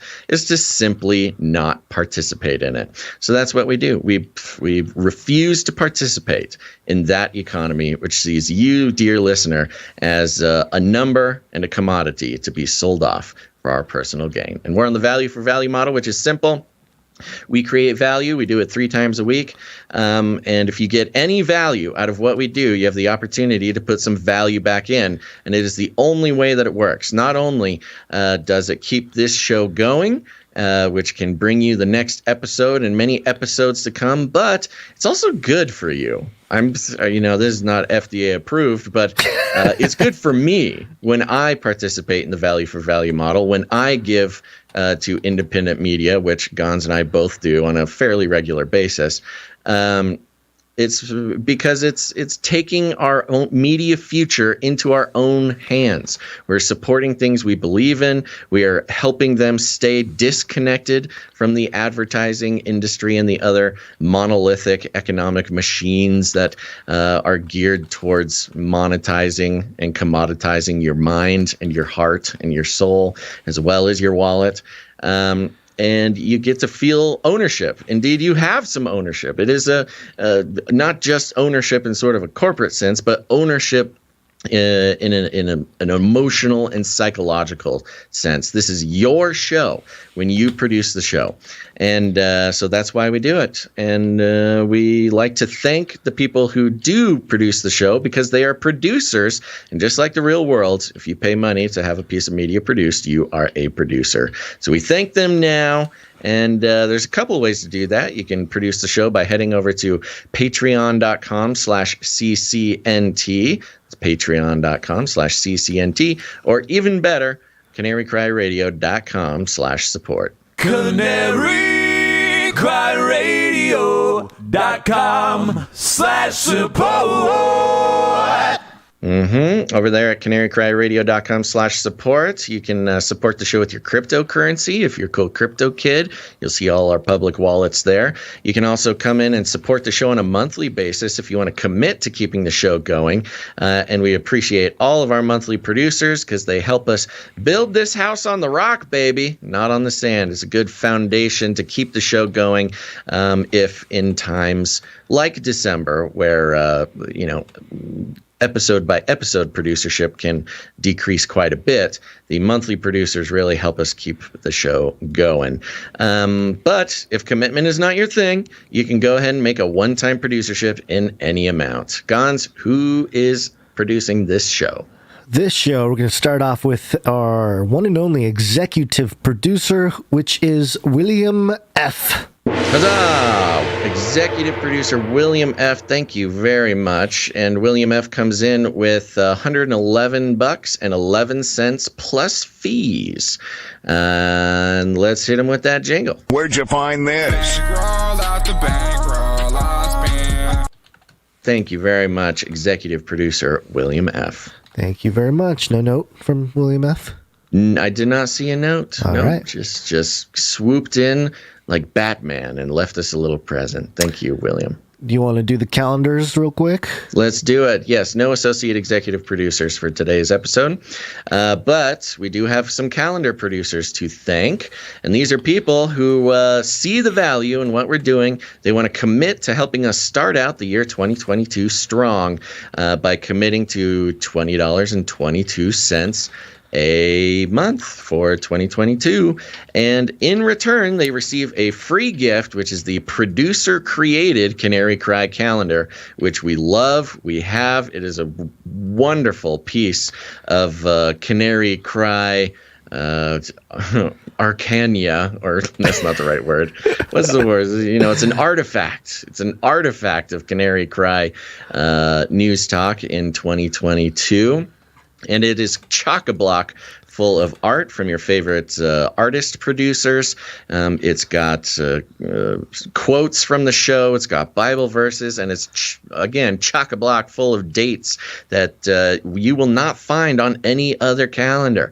I mean, we're talking about secret society birthdays. We're talking about the beginning of Black Project, secret government operations. We've got all sorts of stuff. The feasts, the Jewish feasts, the biblical, a lot of the biblical holidays there, feast days, as well as show-specific dates. Do you remember Stab Man? Have you been around for that long? Stab Man's there.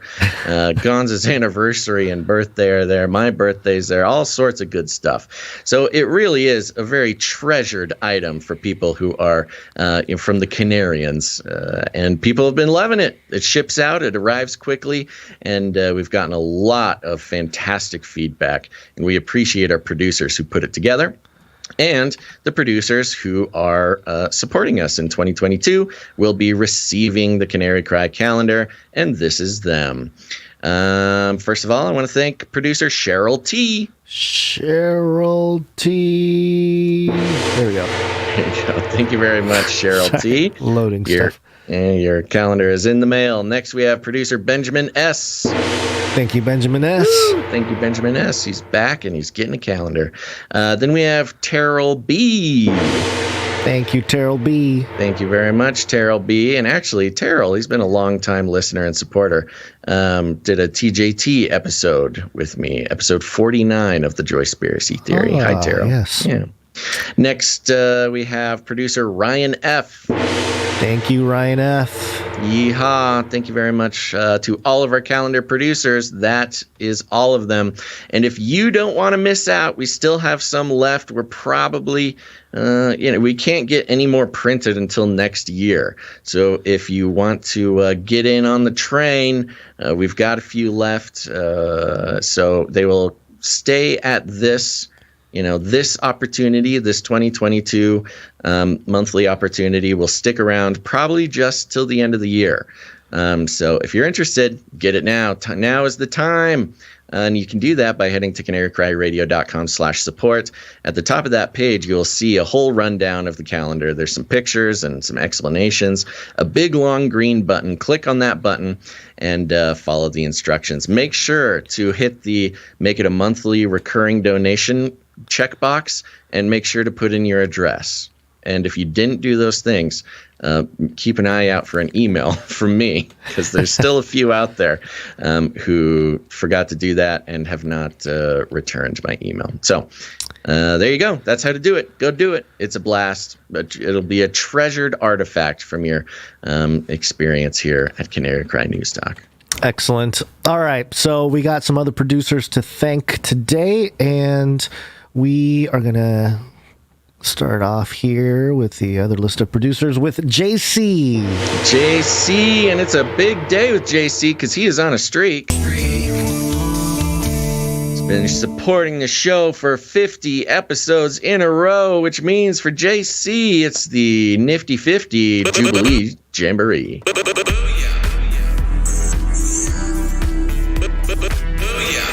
Nifty 50 Jubilee, that's what it is. That's what it is. And JC comes in for $50 and 33 cents, signaling his Illuminatus. And he has a note here.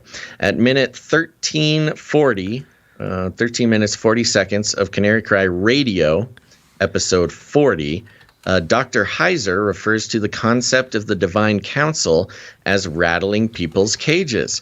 Might be a fun sound clip to incorporate into CCNT somewhere. Nifty 50, love supporting the CCNT ministry. Love you guys. Well, we love you back, JC. Thank you, JC. Thank you very much. And yeah, JC has been on a old school Canary Cry radio kick recently. Yeah, I love it. Finding all sorts of little Easter eggs. And if you don't know, Canary Cry Radio is not this show. This is Canary Cry News Talk. Canary Cry Radio is an interview-style show we've been doing since 2012. All sorts of cool stuff there. Go check it out. And if you want, listen to episode 40 with Dr. Michael Heiser, where he apparently used the term rattling people's cages, which somebody out there should go clip. I kind of remember that. Me too. Happening. So, that's funny. Strangely, you said that, because when I read this, I was like, wow, I remember that very specifically. Yeah, interesting. Mm-hmm. All right. Thank you, JC. Thank you, JC. Next up, we have Sir Aaron J. Knight of the Cute Little Piggies. Yeah, there he is. Sir Aaron J. Knight of the Cute Little Piggies is on a streak. And of course, Sir Aaron is our Canary Cry esports athlete. He's started the new season of Fortnite, and he comes in with a $33 producership. So he is Illuminatus. That also means his Fortnite level is 33. Ooh. Thank you, Sir Aaron. Which, by the way, there's some stuff happening in California's pork industry. Speaking of little piggies. Uh-oh. They're the people that want more humane treatment of the pigs. Mm-hmm. They got their thing passed. I think it's Prop 12. It was passed in like 2018, but the politicians haven't done anything. Neither have the pork industry in California, mm-hmm. and the people that voted are outraged. It's just like a virtue signal thing. Apparently, yeah. Yeah, that's funny. All right, thank you very much, Sir Aaron J. Knight of the Cute Little Piggies. Next up, we have Rhonda B. Yeah, producer Rhonda B comes in. Now, Rhonda B comes in for 2022. I'm wondering if maybe this was supposed to be a calendar producership. But I will send her an email to double check and get the we'll square that. But thank you very much, Rhonda B. Appreciate your support. Thank you, Rhonda B. Next up, John C. John C. is in the house, and John C. came through on Patreon, so this is a recurring producership. Thank you very much, John C. Thank you very much. That John Cena? It is John Cena. Fantastic. I knew you were going to say that, yes. And I was very excited for it. Thank you. John Cena finally listening to the show. Good stuff. All right, next up, we have Gail M. Gail M's on a streak. Yeah, she's on a streak. Women rule! Did I play the wrong? Oh, that is the wrong one. Yeah, she gets the banjo one. Okay.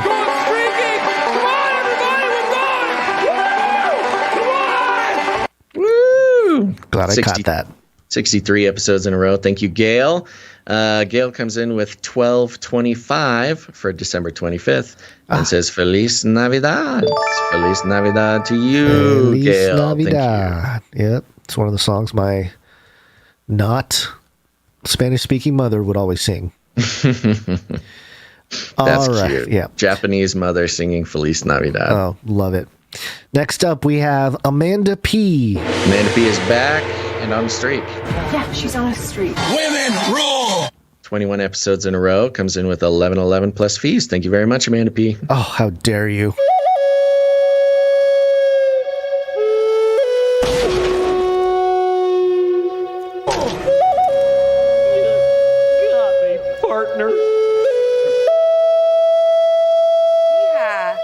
Yeehaw. Oh, yeah, that's right. That means Amanda P.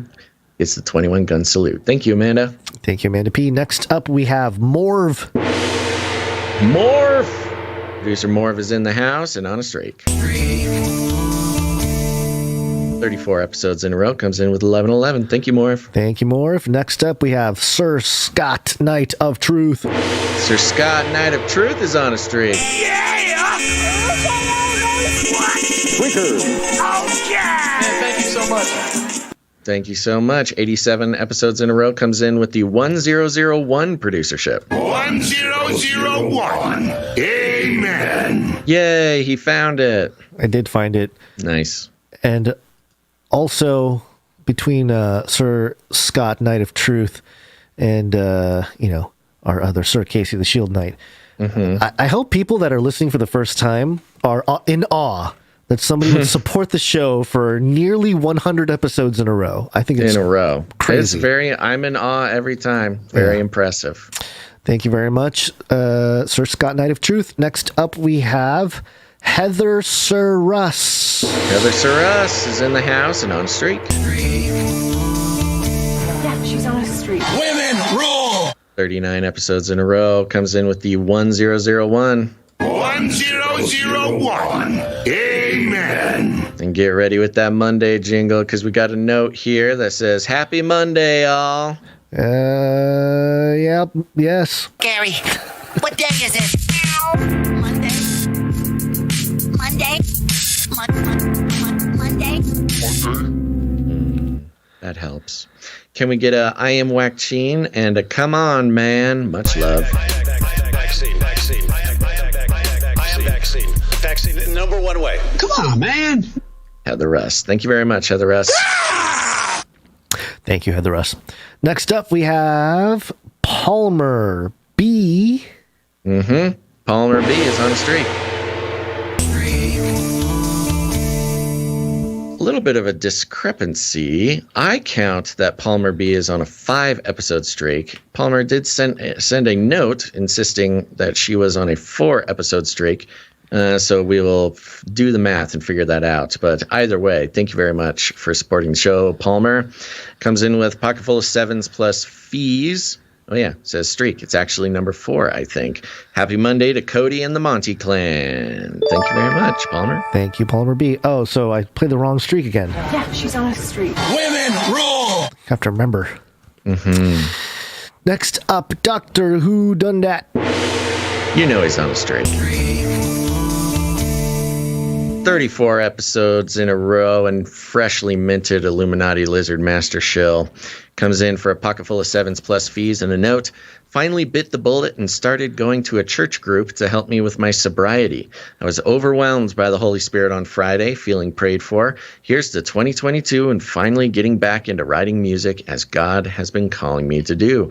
Amen, Doctor Who Done That. Good. Glad you finally broke down and found a church group there. And, one day at a time, man, it ain't easy. Yep. But thank you for keeping us posted on this journey as we can take it together. Yep.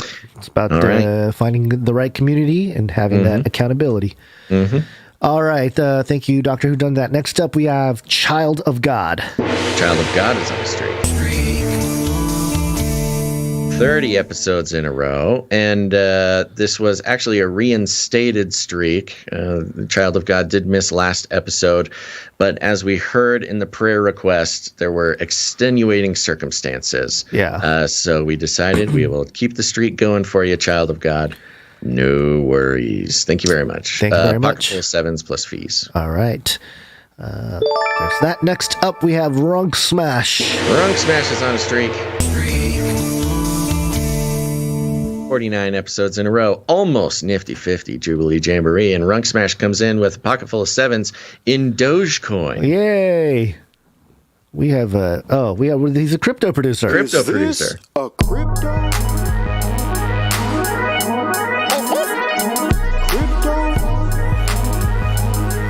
Do I look like I know what a crypto is? Yahoo. And Runk Smash has a note here. I was working on something bigger to thank my fellow producers for saving Christmas, hence the pocket full of 7s in Doge. But alas, I had a migraine, so never finished. I love y'all, my fellow producers. Anyway, dealer's choice on Jingles. Dealer's choice, Gonz. Oh, okay. Well, first off, have you heard of Katana Inu? That's right. That's right. Next big thing is Katana Inu. Is that NFT? No, it's a cryptocurrency. Game. It's a game. Oh, okay. Yeah, it does include NFTs, but also Pay them more. Okay, there we go. Thank you, Rank Smash. We got your microfiction later on. Thank you, Rank Smash. A lot of the streakers are keeping us alive today. Thank you, streakers. I think they keep us alive in general. Yeah, you're right. Streakers keep us going. All right, next up we have Sir Holmes, good and faithful knight of the Canarium. That's right. Sir Holmes is back, the good and faithful knight of the Canarium. Pocket full of sevens and a note. Greetings, Basil and Gonz. Note's a little long, but we haven't heard from Sir Holmes in a while, so I'm going to read it. Greetings, Basil and Gonz, and hello to all who find themselves in the Canarium today. I don't think I've been able to produce since my knighthood because I always get value out of every show and truly believe in the value for value model.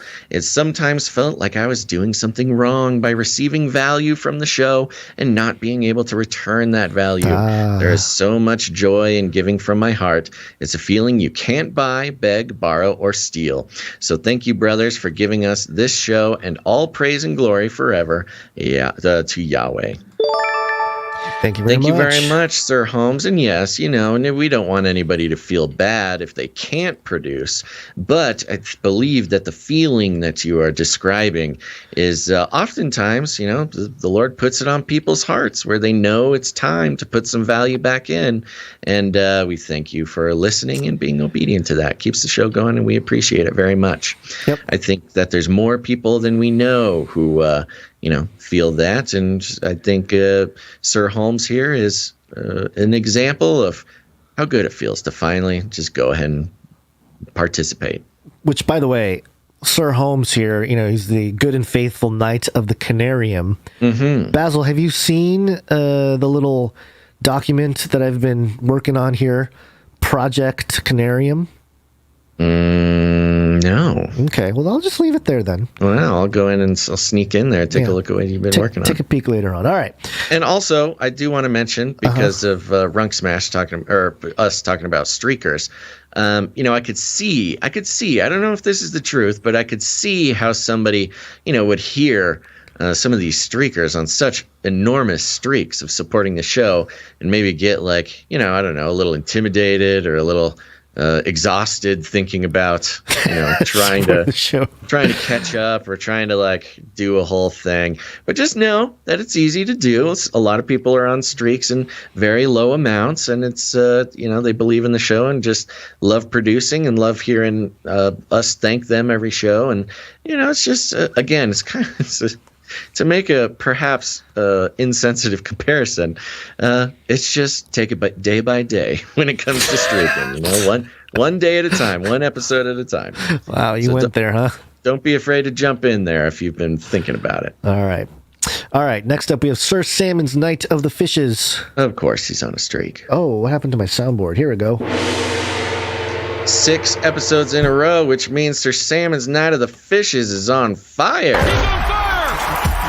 Yay! Pocket full of sevens and a note. Happy Monday, lads. Hope y'all's weekend was good and relaxing. Christmas is nearly here. Are the Shimura children and the Rosewater Monties on the nice list this year? Many blessings from the fishes. Depends whose list.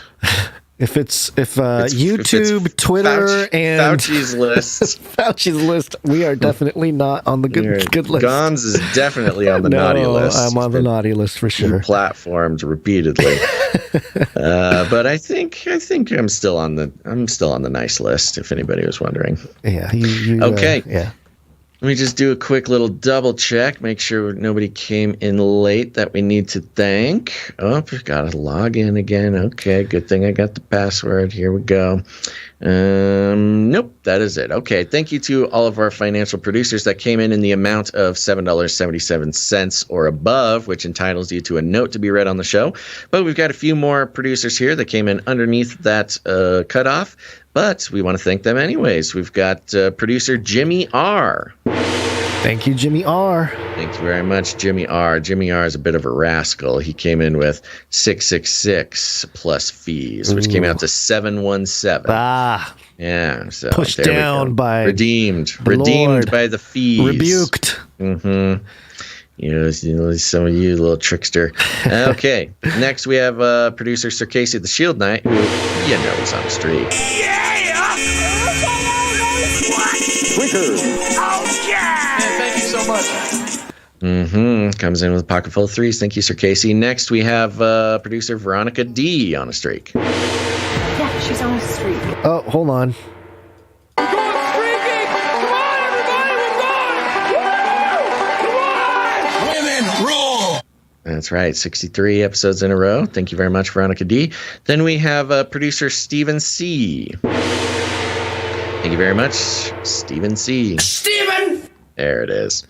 And last but not least, we have producer Jackie U, who's on a streak. Yeah, she's on a streak. Women rule! 6 episodes means she's on fire. She's on fire! Thank you for the threes and the fees, Jackie U. Thank you. Okay, that concludes our financial producers for this episode 425 of Canary Cry News Talk. Thank you very much, and thank you for your patronage. Shut up and take my money. Thank you for your patronage. Thank you for your patronage. Thank you. Thank you. Thank you for your patronage. Yes, it's wake-up time. Hey, yo, wake up. Mind control intensifies. All right. This is a fun one. You want to do this one, or you want to do the next one? Let me zoom. Let me zoom through this one. Go ahead. Yeah. We got a zoom, by the way. Yeah. This is coming from RT, so we get our official Russian propaganda on the show right now. Lucky you. Putin. The headline is Scientists Force Human Brain Cells into Matrix-like Simulation. Ooh. Nice one. It reads like this. Human brain cells cultured in a petri dish and assisted by microelectrodes picked up the art of playing Pong video game significantly faster than AI did. Researchers at Australia's Cortical Labs harnessed hundreds of thousands of human brain cells grown on top of arrays of microelectrodes, teaching the biotechnological hybrid they dubbed Dish Brain to play a single-player version of old-school Pong. They then compared the speed with which the mini brain picked up the skill with that of artificial intelligence. The human brain cells beat their rival hands down, getting the hang of the game in just 5 minutes compared to the 90 minutes it took the machine to catch on. Brett Kagan, the lab's chief scientific officer who leads the research, told New Scientist magazine, however, that it is not all that cut and dried. Once AI does learn how to play the game, it ends up being more skilled than the human brain cells. Notwithstanding, the scientists behind the project say it has demonstrated that a, quote, single layer of in vitro cortical neurons can self-organize and display intelligence and sentient behavior. Moreover, this could have some practical implications too. Implications, not applications. It's just funny how all this stuff, it'll have practical implications as well. Mm-hmm. Yeah, it's very practical. As Cortical Labs is hoping the research will help pave the way for integrating live biological neurons with traditional silicon computing in what would effectively be a proper cyborg brain. And if that was not sci-fi enough, the researchers are cited by New Scientist as referring to the human brain cells as living in the matrix. Here's what that means. Thank you. When the mini brain plays the simplified single-player version of Pong, the brain cells are tricked into believing they are the paddle that hits the ball in the game. As for the experiment itself, the brain cells sit on top of arrays of microelectrodes that stimulate them, sending electrical signals to either the right or left array to indicate where the ball is. In response, the dish brain releases neurons to move the paddle, while the same electrodes analyze the neural activity and enable the virtual reality to respond accordingly. Wow. Well, we've followed experiments and this emerging science of this for years, Gonz. Yeah. But this is a pretty big deal. I mean, we don't want to get too carried away, but as far as like first steps into, they mentioned cyborg brains, mixing computation and live biological brain cells is one thing. But the fact that the brain cells would, first of all, the way they are describing it these brain cells are identifying with the Pong paddle. Yes. And not just like identifying as themselves playing a game like we would, but actually inhabiting the consciousness of the Pong paddle, which is pretty much as Matrix as it gets. Yeah. It's kind of first step towards brains in jars, living in the metaverse, the uploading consciousness to the cloud. You could see an extension of this technology when it like in the idea of when you die, they put your brain in a vat, and suddenly your brain can identify as a character in a virtual world. Right. We're talking 2045. Upload your consciousness to the computer and live forever in the Matrix type of thing, which of course has all sorts of biblical references and allusions with an A, allusions to wanting to die, living forever, wanting to die, not being able to because you're at the you're living at the behest of some scientist or engineer in a lab who's just keeping you alive in a virtual world, just studying you or whatever, not letting you live in a perpetual state of foreverness in the metaverse.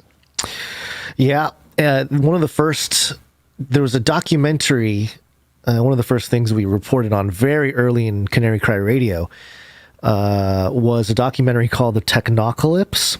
And in it, they showed these scientists doing experiments with putting brain matter, like brain, I guess they're neurons, but they were just little fleshy things on top of microchips. Yeah. And that always stuck out to me like, oh, wow, that they really are trying to do this. Like, it's not just some sci-fi thing.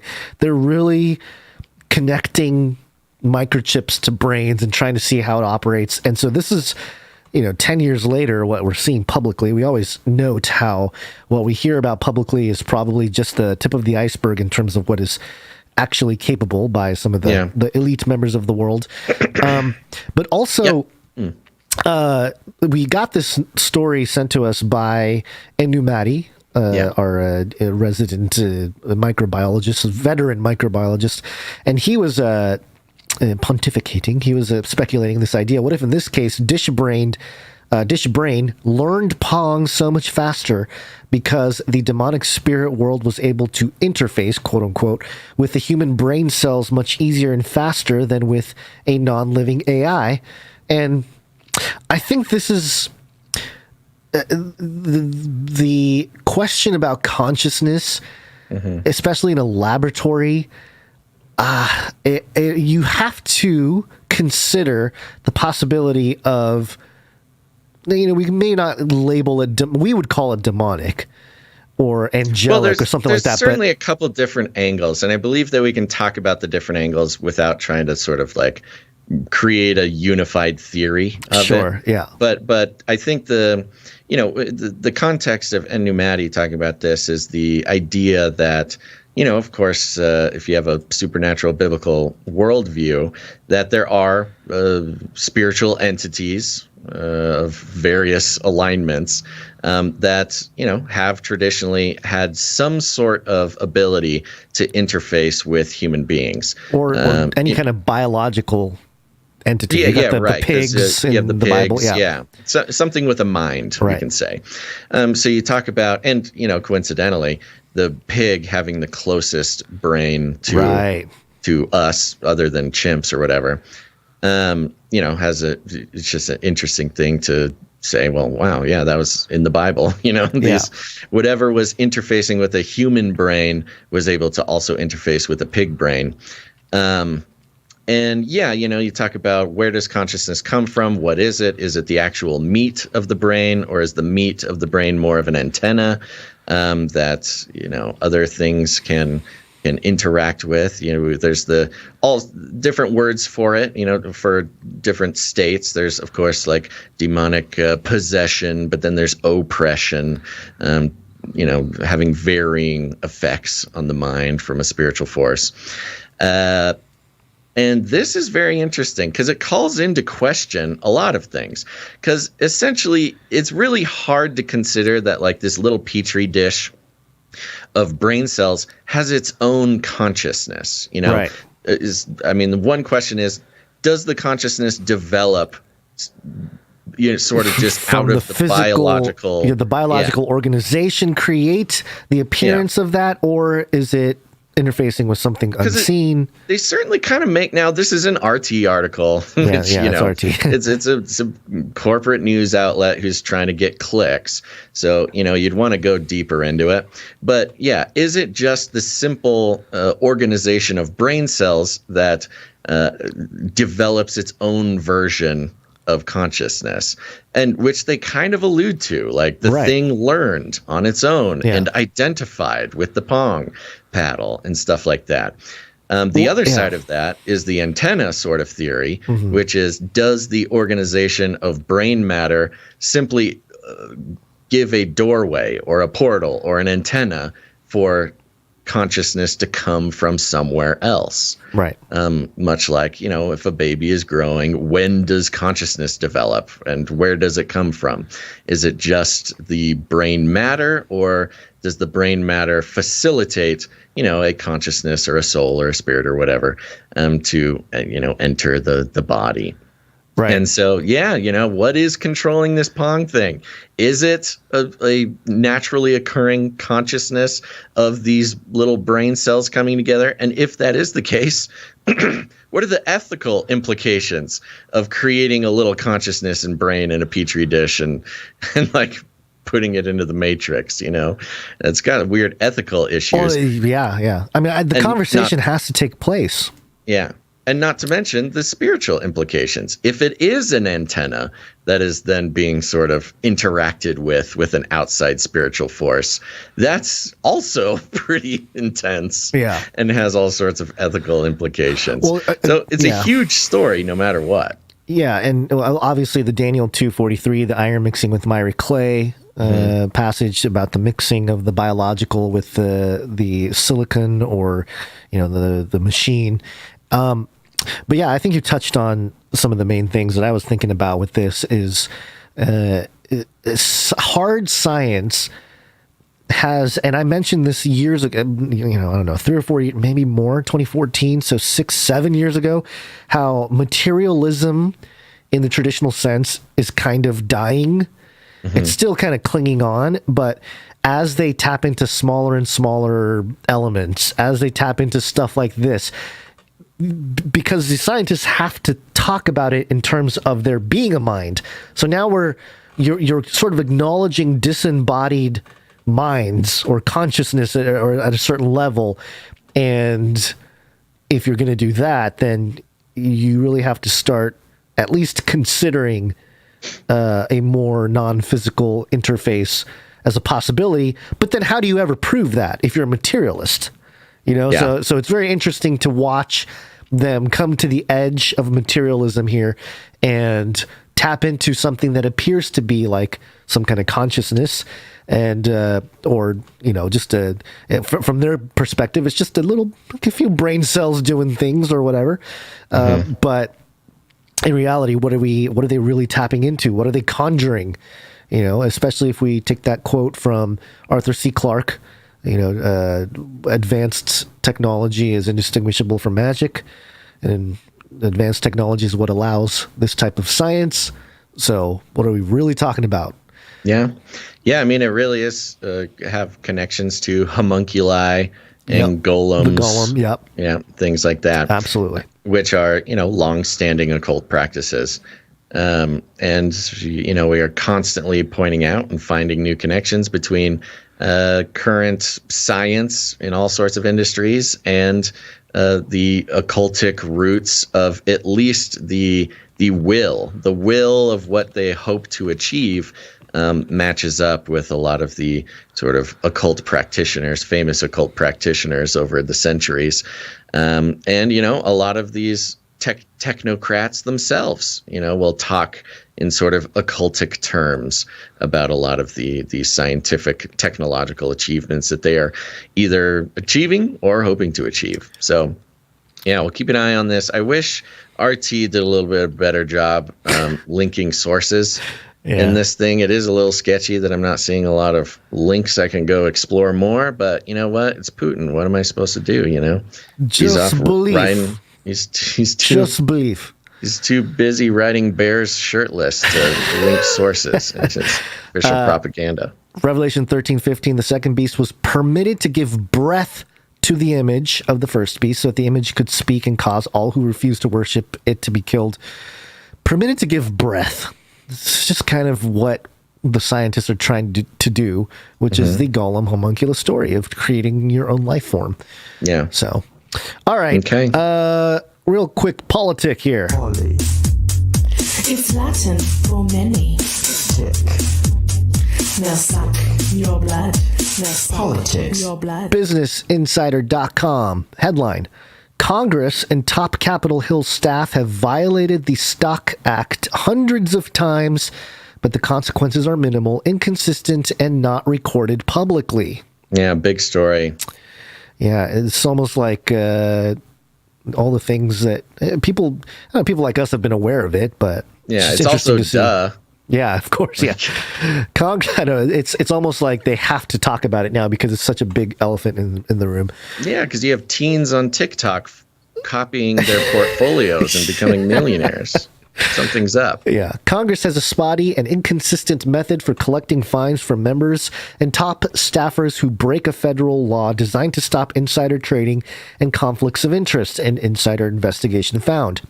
Insider's investigation of financial disclosures found that 52 members of Congress and at least 182 of the highest paid Capitol Hill staffers were late in filing their stock trades during 2020 and 2021. Now, this is the part that I think was interesting to me. The biggest part of the story for me is not that Congress people are, practicing insider trading based and probably voting on policies based on what will make them the most money, as I went on a rant about the other day. But just even the staffers, the staffers. That's like, I think about, you hear about these staffers and how poorly they're treated sometimes, and like, they're all sort of wanted to get into politics, and a lot of times they're just stuck getting coffee and stuff. Right. And that's sort of on the lower end. Of course, there's higher side staffers. But even the staffers are able to benefit from this insider trading.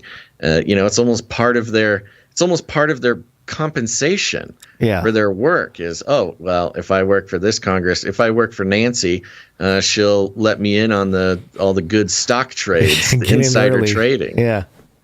Lawmakers and senior congressional staffers who blow past the deadline established by the 2012 Stop Trading on Congressional Knowledge Act are supposed to pay a late fee of $200 the first time. Wow. Increasingly higher fines follow if they continue to be late, potentially costing tens of thousands of dollars in extreme cases, which is a great little payoff to maintain this little trick.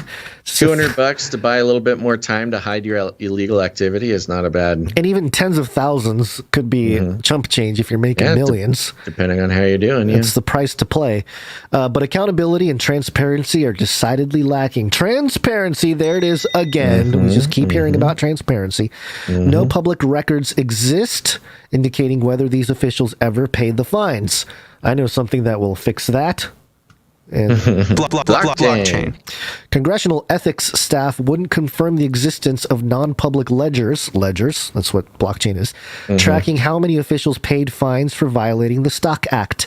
And 19 lawmakers wouldn't answer questions from Insider about whether they'd paid a penalty. 10 other lawmakers said they'd paid their fines, but they declined to provide proof, such as a receipt or a canceled check. That's funny. Congressional ethics staff wouldn't confirm the existence. Their whole job staff can't even prove it. And that just shows, that just shows the corruption. Like, the corruption is not just politicians insider trading. It's not just politicians staffers insider trading. It's the very agency charged with keeping track of them and punishing them if for some reason feels compelled to protect them. Is this the very suspicious? Is this what Trump referred to as the swamp? I think it's part of it. Gonz, you won't speak his name. You know what we need? Okay, clippers out there, either jingle makers or somebody, preferably a fully produced jingle would be best, but even a clip would be great. Cardi B saying, "That's suspicious," would really make my day. Excellent. Yeah. You know that clip? Have you heard this? I think I've come across it once or twice. Yeah. I think it was during her questioning of the COVID-19 narrative. She went on to this. Oh, yeah, that's right. That's suspicious. Yeah. It's very funny. Yeah. Okay, so continuing on here, this lack of transparency makes it impossible to independently determine whether Stock Act lawbreakers truly face consequences, and if so, to what degree. It's a situation that ethics experts say leaves the public in the dark, lets Congress off the hook, and renders the Stock Act, intended to promote transparency, extinguish conflicts of interest, and defend against insider trading, toothless. It also shows how Congress sets a lower standard for itself on financial conflict of interest matters than on other concerns. For instance, consider that the House routinely issues automatic fines when members violate COVID-19 mask mandates and makes the information public. But when it comes to members' personal finances, the House doesn't do a particularly good job of policing itself on a law it helped write. Quote, the enforcement on the financial disclosure requirements is virtually non-existent, said a former investigative counsel in the House's Independent Office of Congressional Ethics, who was granted anonymity in order to speak candidly. In the meantime, Nancy Pelosi is trying to push a policy that will give full access to your bank account if you receive or spend $600 or more. She wants full transparency to anybody who earns or spends $600, and yet there is literally in quotes, virtually non-existent enforcement of her financial disclosures. Yeah. Great. So you get to see everything of everybody, but you get to do all sorts of stuff in secret. Yeah, I think the Pelosi's and all these insider trading people, we could really be seeing the last generation of that kind of corruption. We could only hope, Gonz. Well, I mean, it'll change. The corruption will change. Yeah, I'm not utopic about that. No, I'm not utopic. I'm saying the way it's been done will change. Like, it'll become different. Yeah, they'll find a new way. Yeah. Even some lawmakers say change is needed from a transparency. This is a quote from a transparency standpoint. It will be helpful to have that information be public, said Democratic Rep. Abigail Spanberger of Virginia, who introduced the Trust in Congress Act, which would require members of Congress to place certain personal investments in a blind trust. Quote, I don't have a sense of how much it is being enforced. Congress is significantly more opaque than other parts of the government when it comes to the personal financial interests of its members and staffers. The federal government executive branch, for example, publicly releases details about the fines it collects from employees who filed financial documents late. As conceived, the Stock Act is supposed to encourage members of Congress and their top aides to think twice about their personal financial trades, knowing they'd be subject to greater oversight by the public and their colleagues. When they disclose information months or even more than a year later, it becomes difficult to scrutinize their actions. Quote, the transparency provision allows us to find incidents of potential misdeeds, Spanberger said, but that transparency only works if people abide by the rules. And it goes on and on. I think that's the meat of it there, though. They get into some very specific details, but a great read out there for if anybody's interested. And if you join the newsletter, we'll send it straight to your email box. Again, this is all not surprising. It's great that it's making out there in the mainstream corporate media finally, against all odds. But the problem is it's not a new problem. And like they've mentioned, there's been people trying to fix this for a long time and nothing is getting any better. But what is important is to change people's perceptions of the decision-making viability of our politicians. I mean, if nothing else, if everybody realizes that, these politicians aren't, benevolent public servants. They're just people who found a different way to become rich, and at the same time they get to boss people around. They're show people. All you got to be really is charismatic to be one of these people, and suddenly you get full freedom to do all sorts of illegal insider trading, and it's super easy to hide, and nobody will ever get to take a look at it. And if they do, if you get a little bit too close to danger, you can just go ahead and vote to change the law, and all your congressional buddies will all vote for it together, so you can continue the racket. So yeah, it's a good time. It's a good time. It's the oligarchy, the sort of industrial capitalist oligarchy that is the United States. And the Democrats are so up in arms about how Republicans are destroying democracy and vice versa. It's not a real democracy as far as the colloquial definition goes. So yeah, it's wonderful. It's a wonderful time to be alive. You know what the Bitcoin maximalists would respond by saying, buy Bitcoin, opt out of the system. Get out of the system, non-participation, kind of like the value for value model, folks. Yeah, I mean, it's an option. I'm not saying that it is a solution, a perfect solution at that, but at least... it doesn't even have to be Bitcoin. There's all sorts of other alternative systems that you can opt out of to express your non-participation. We're in America. This is the United States of America, for God's sake. America. All right. Let's take a look at some art. Speaking of participating in the value for value model.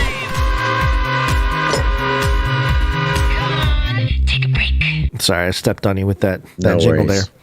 This is the second break. First break, we thank producers coming in with their treasure. In this break, we thank producers coming in with their time and their talent. We consider Canary Cry News Talk to be a place for therapeutic reflection of our troubling world, and we do that with expressing ourselves through art and music and podcasting. And we like to thank the producers who share and contribute their time and talent here because it's valuable to us and to all the listeners and viewers. And to thank the timestamper. Christine C. did the timestamps for episode 424. Thank you very much, Christine. Thank you very much, Christine C.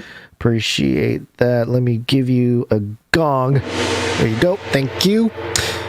We have a jingle to play. We have a new jingle. Never Cry News Talk.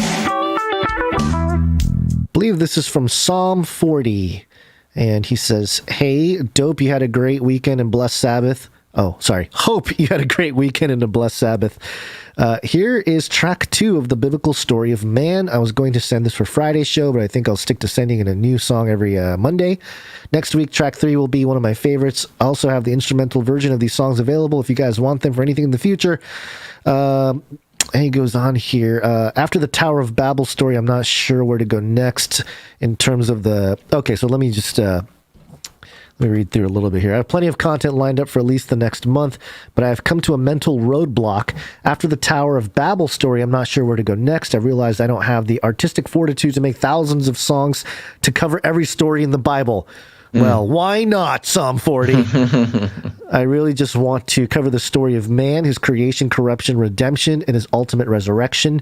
I believe I've finished the first 2 parts. I guess what I'm asking for is prayers. Pray the Lord gives me one final push of inspiration to power through this mental block. After all, he is the reason I'm even doing this in the first place. God bless you all. So we will call upon the producers.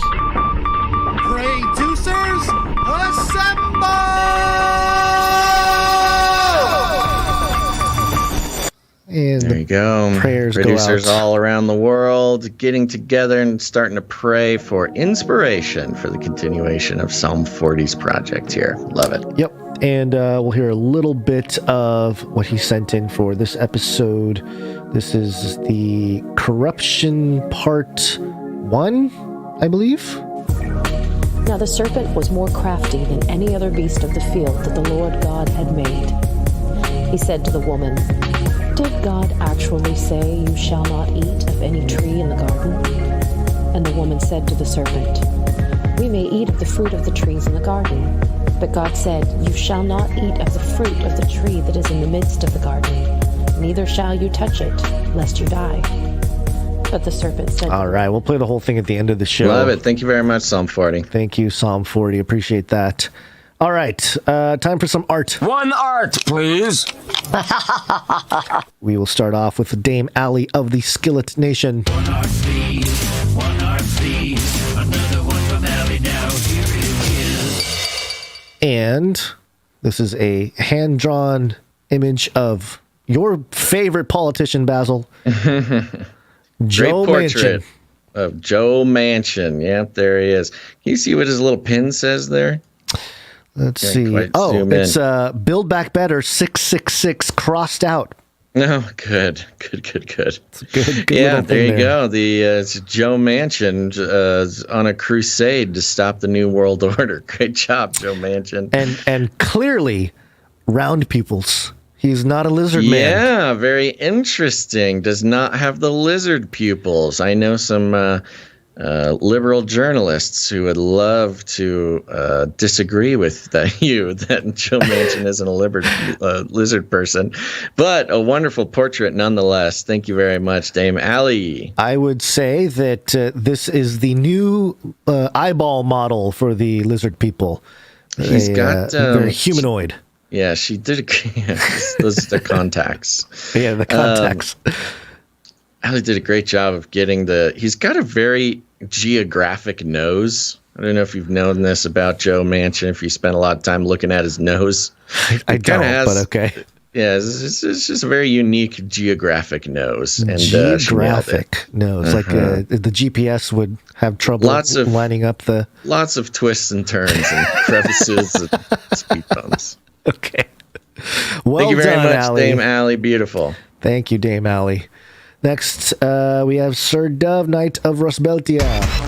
One art, please, from Dove. And we have a note and a couple pieces from Dove here.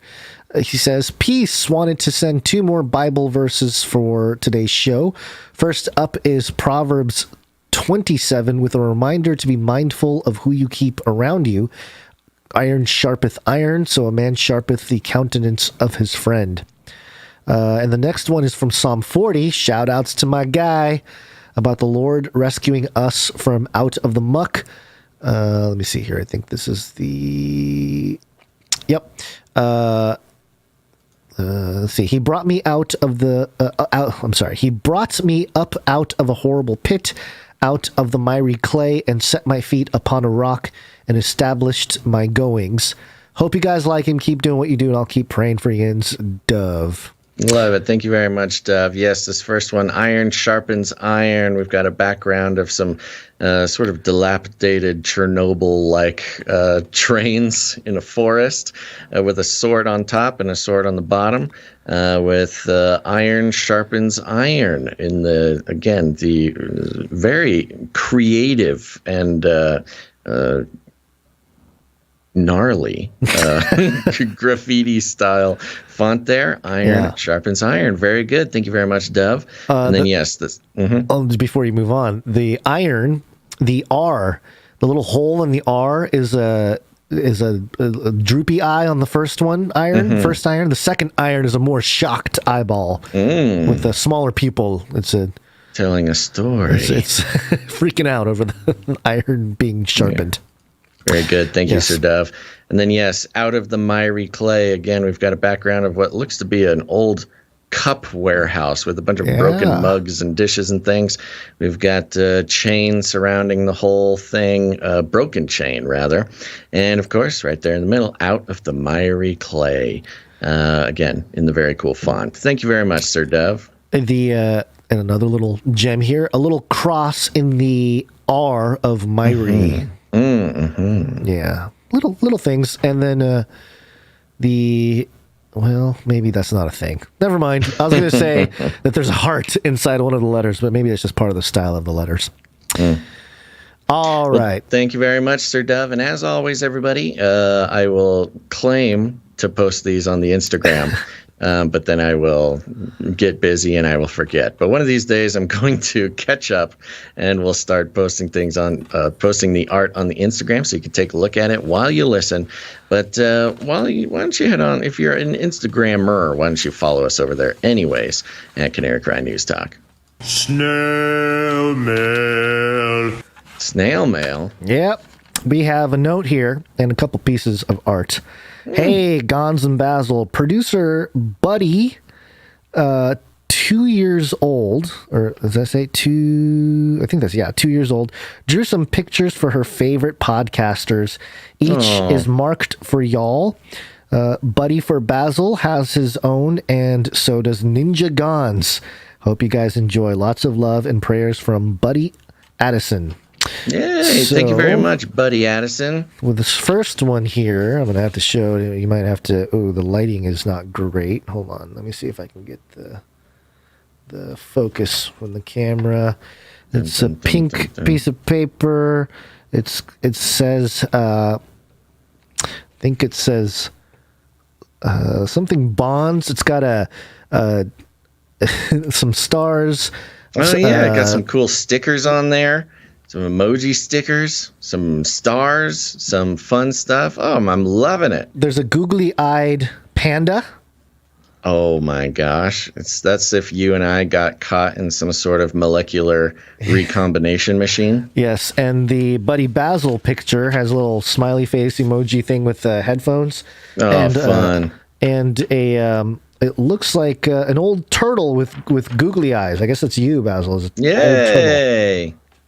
So, I love it. Very good job. What is the name of this artist again? Producer Buddy Addison. Buddy Addison, thank you very much. Those are definitely going up on the refrigerator. They are. The Hall of Fame, wonderful artistry, and thank you very much for thinking of us. Thank you very much. Yeah, so there you go. I think that does it for all the artists for the episode 2. What are we on? 425. 425, yes. Thank you very much. And let's do a little bit of meetups here. This is fun!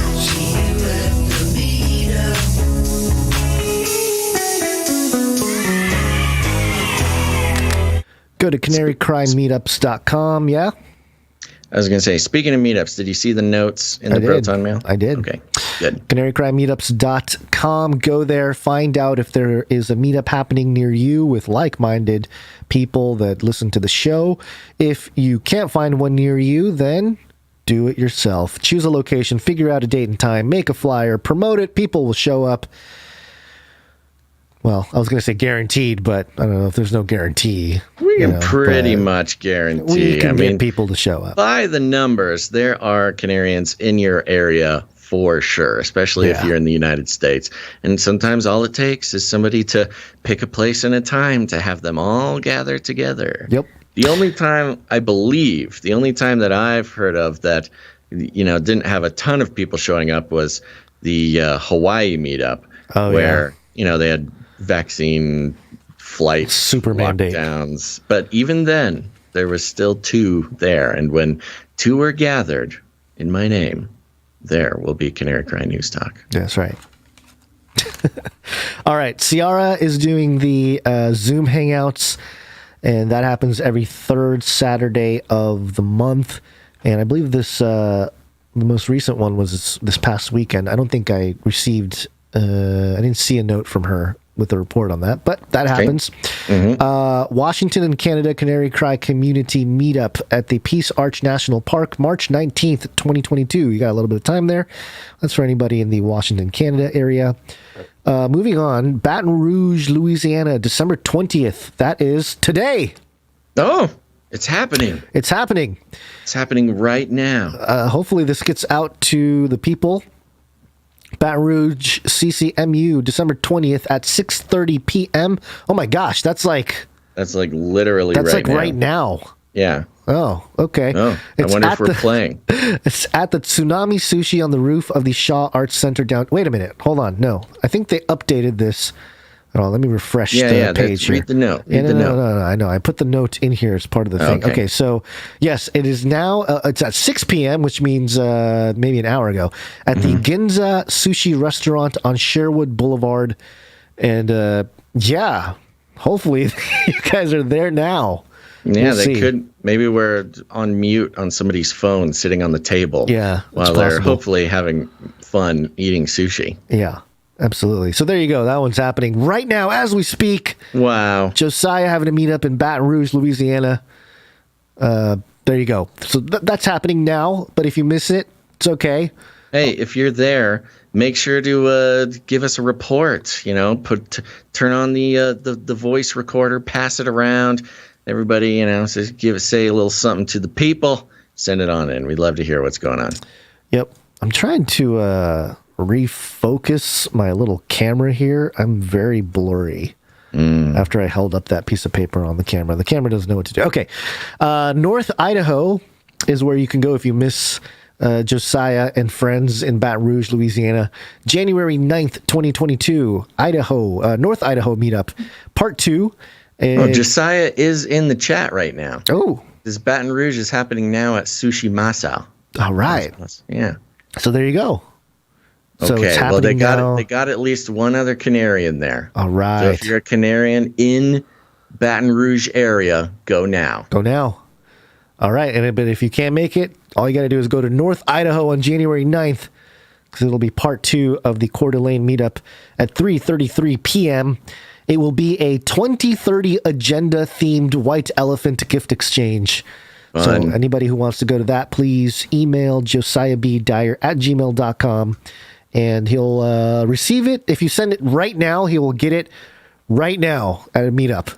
It's super meta. It's getting really kind of matrixy. It's real life happening in real time. Yeah, but people listening later, it will be the past. Wow, that is how time works. Time, yeah. Florida meetup, January 22nd, 2022. RSVP kmbrown815@gmail.com and jackie.umfrey@mail.com. It's the Panhandle Canary Cry Community Meetup, 5:33 p.m. at the Ye Old Brothers Brewery in Navarre, Florida. Kids welcome. And there you go. If you're in Florida, it's a good place to be on January 22nd at 5:33 p.m. And lastly, South Carolina Meetup, same day, January 22nd. Oh, you know what? I guess I didn't. I knew, but for some reason, it's clearer now that on January 22nd, on the East Coast there, it'll be Florida. Well, I don't know if Navarre is considered East Coast per se, but there'll be 2 meetups happening.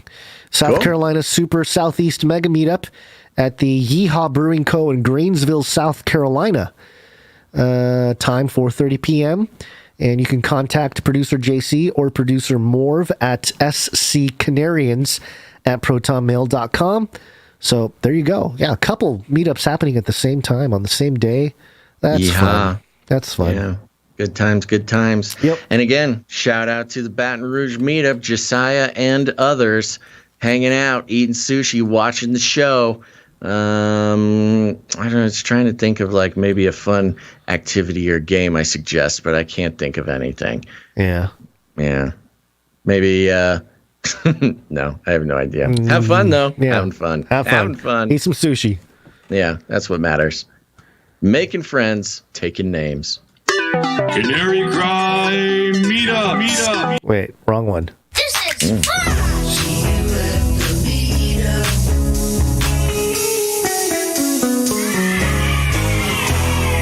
I don't know why that was backwards. All right, do we have a microfiction from Rung Smash? We do. I forgot to paste it in here, so I'm going to go into the old email here. Yes, we do. This is...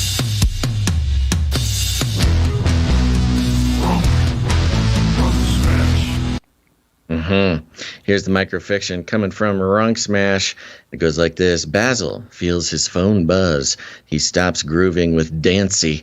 Thinking it's time to finish the playtest, he checks his phone and sees the text he'd been waiting for. He rushes to the microphone and accidentally knocks down his Shillzilla string board. That's right. The word is out. We're getting the gang back together. Gonz. Doing a podcast. Yeah, the shill's illustrated. Now, let's see. I had some longer stuff. There's more. There's a huge note Hold here. on. Let me figure out what this is. This was incorrect. Oh, okay. I see what that is. Oh, yeah. Okay, so first of all, we'll finish up with Rank Smash's stuff here. Just a quick note. He says, he gives us a recap of, remember, we were kind of curious what exactly was happening in this world. Yes. It says the recap, the Narrative HQ storyline, is actually the game B&G are making several years down the road after NWO Draft 2023 took off. That bit is on the cutting room floor, but might make a comeback. Okay, so we've gotten into the game industry in this universe. NWO Draft was a huge hit in 2023, and now are going to get the podcast back together. But who is this monitor I mentioned? Dun, dun, dun. Much love. Keep being awesome, Runk Smash. And he actually, it's kind of fun, he sent us a list of all of the microfictions compiled for this arc. So I won't go through it now, but it's kind of fun to go through to get your bearings again, though, Gonzo. Cool, yeah. We also have a little something from Palmer B. Okay. And Palmer B sent something in, says, I don't have time to write a CCNT fiction book, but I had some fun writing a teaser summary. Okay, we got a teaser summary for some fiction from Palmer B. It goes like this. After most of the world population succumbed to mind control and biological warfare, only the lovers of truth remained. The spirit of strength and courage came over the righteous to remove the wicked overlords, and Yahweh's people set themselves to fill the earth and subdue it once more. The days of walled cities and primitive simple life returned to Adam's children, and the most humble of all ruled as kings. They studied the law of the Lord day and night to teach right ruling and judgment in the earth, knowing that faith could improve the state of their world. With hope in their hearts, they loved one another and looked forward to their Savior's return. But their victory could not stop what had already been set in motion by the deceived ones. Gonzo, the samurai king, and his closest friend, Duke Basil of Rosewater, stood upon the battlements of Canarium, watching as the ancient graves gave birth to the worst of their dead, the NEPHILIM. Will our heroes overcome through the power of their God, or will he himself rend the heavens to come settle all accounts? Can the samurai king find the bravery to carry his cross unto death? Will the duke, with his strong muscles, be able to use his bow and arrow to pierce the eyes of the Nephilim soldiers? Will they dare think outside the cage to thwart the post-human efforts of the New World Order? And there's some raving book reviews here. It's as good as Sweet Baby Ray's, says Mark Zuckerbot. Articulate and bright and clean, says Brandon. Walls and wheels, two things that will never change, Donald J. Trump.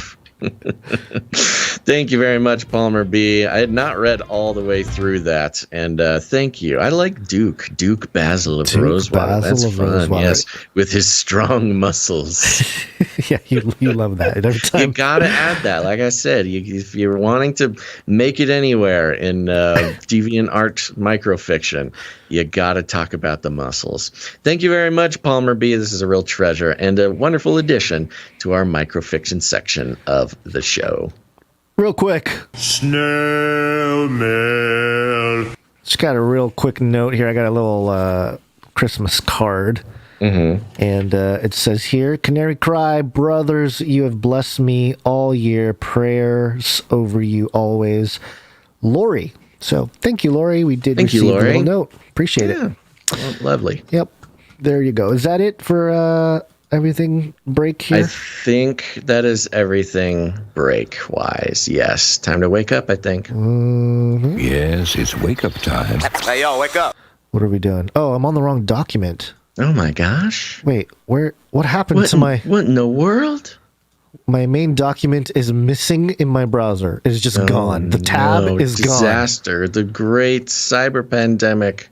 It is so weird. Here it is. Yeah. Okay. It just, I don't know. It was gone and then now it's back. So I don't know.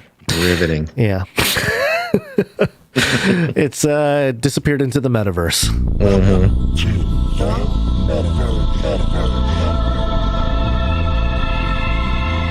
You want to read this one real quick? Yeah, fun little story from brandequity.economictimes.indiatimes.com. Wow. We dig for stories, folks. This is a real deep cut here.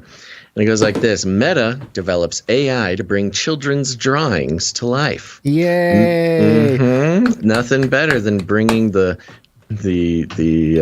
talent drawings. Of the youth. Yes, the talent of the youth. I was going to say sometimes children's drawings can be sort of the nightmarish abominations only seen in the darkest recesses of the young human subconscious. Other times they're lovely and wonderful, like our children artists on this show that bring happiness and joy to the world. So it's interesting that we literally had a 2-year-old art piece today.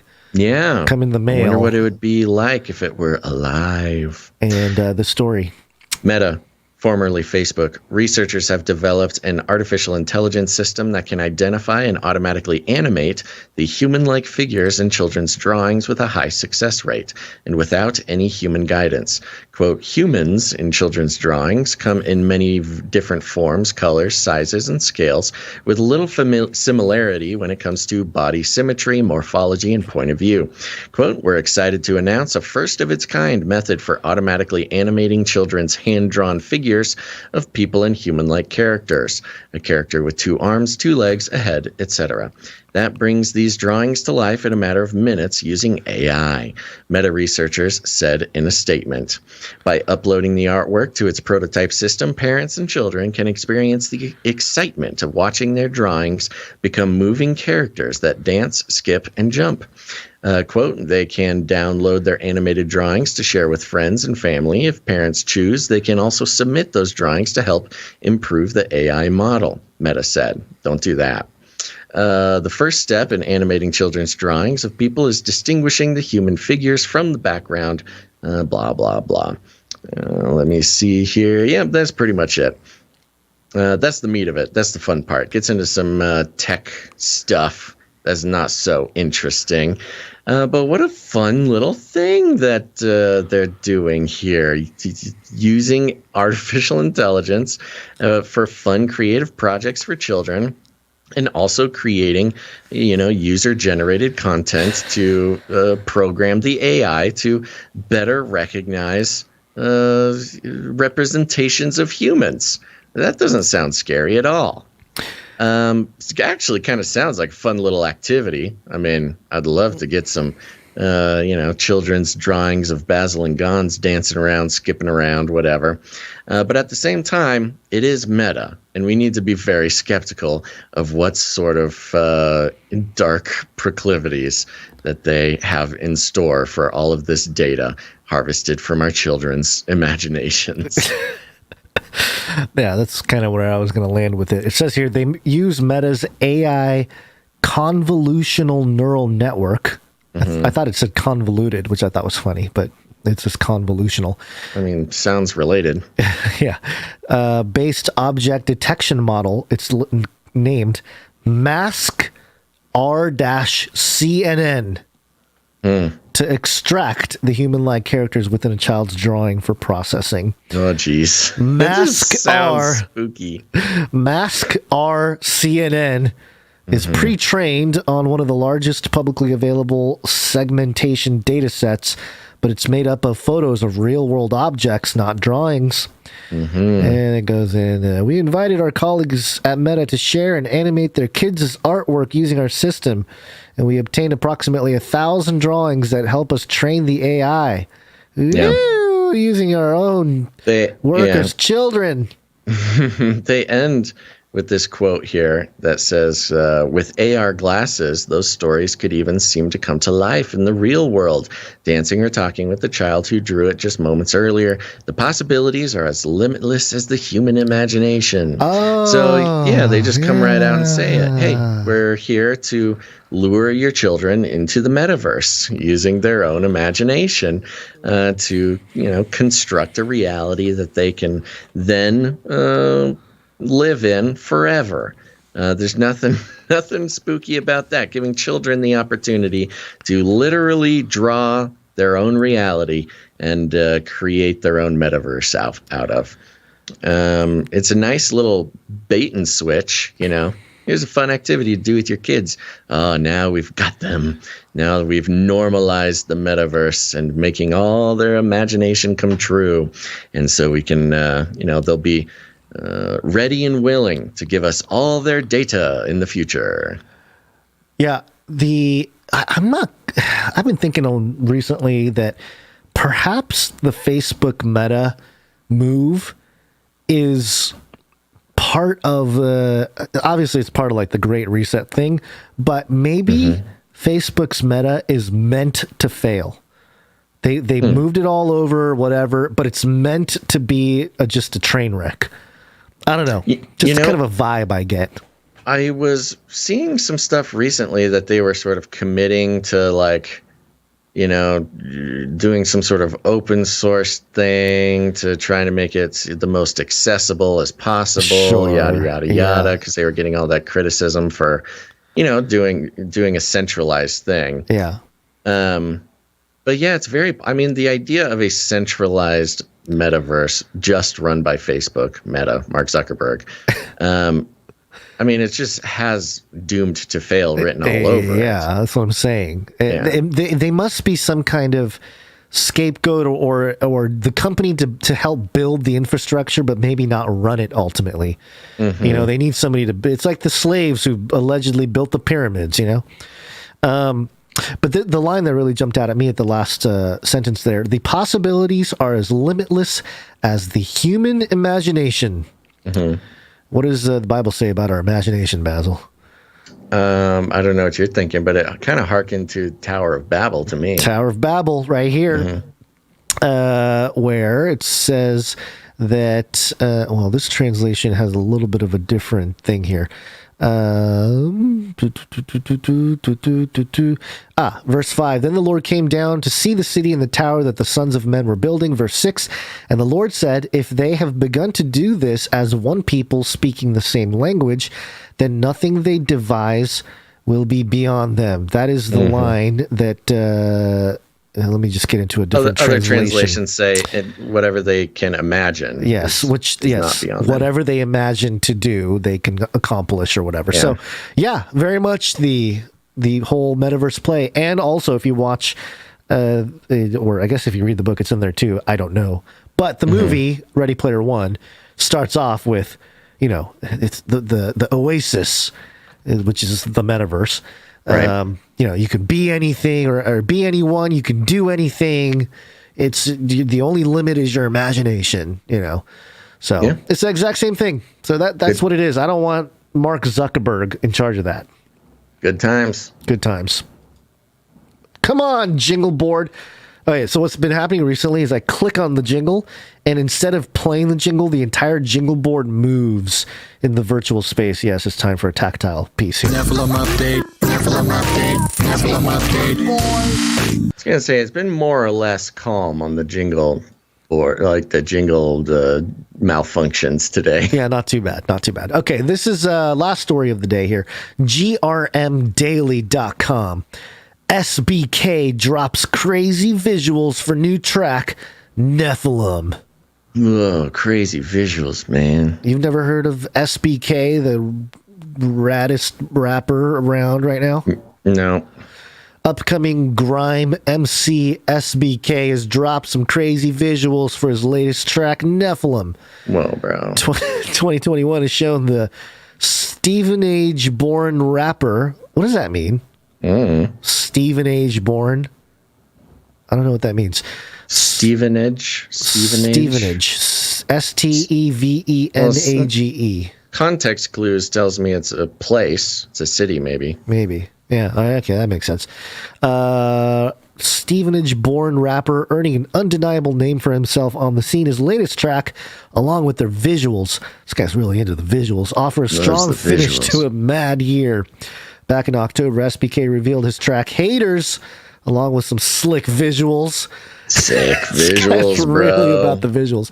Visuals, man. The release. Notice how he's not saying, the song is good. I enjoy the music. The release of NEPHILIM demonstrates the rapper's constant development, hinting at big things to come in the new year. NEPHILIM is packed with crazy energy and the slick flow SBK has gained reputation for. As he spits bars alongside a thumping beat, his versatility as an artist is clear. The visuals for the big tune feature some insane transitions in support of SBK's transitioning bars. Check it out.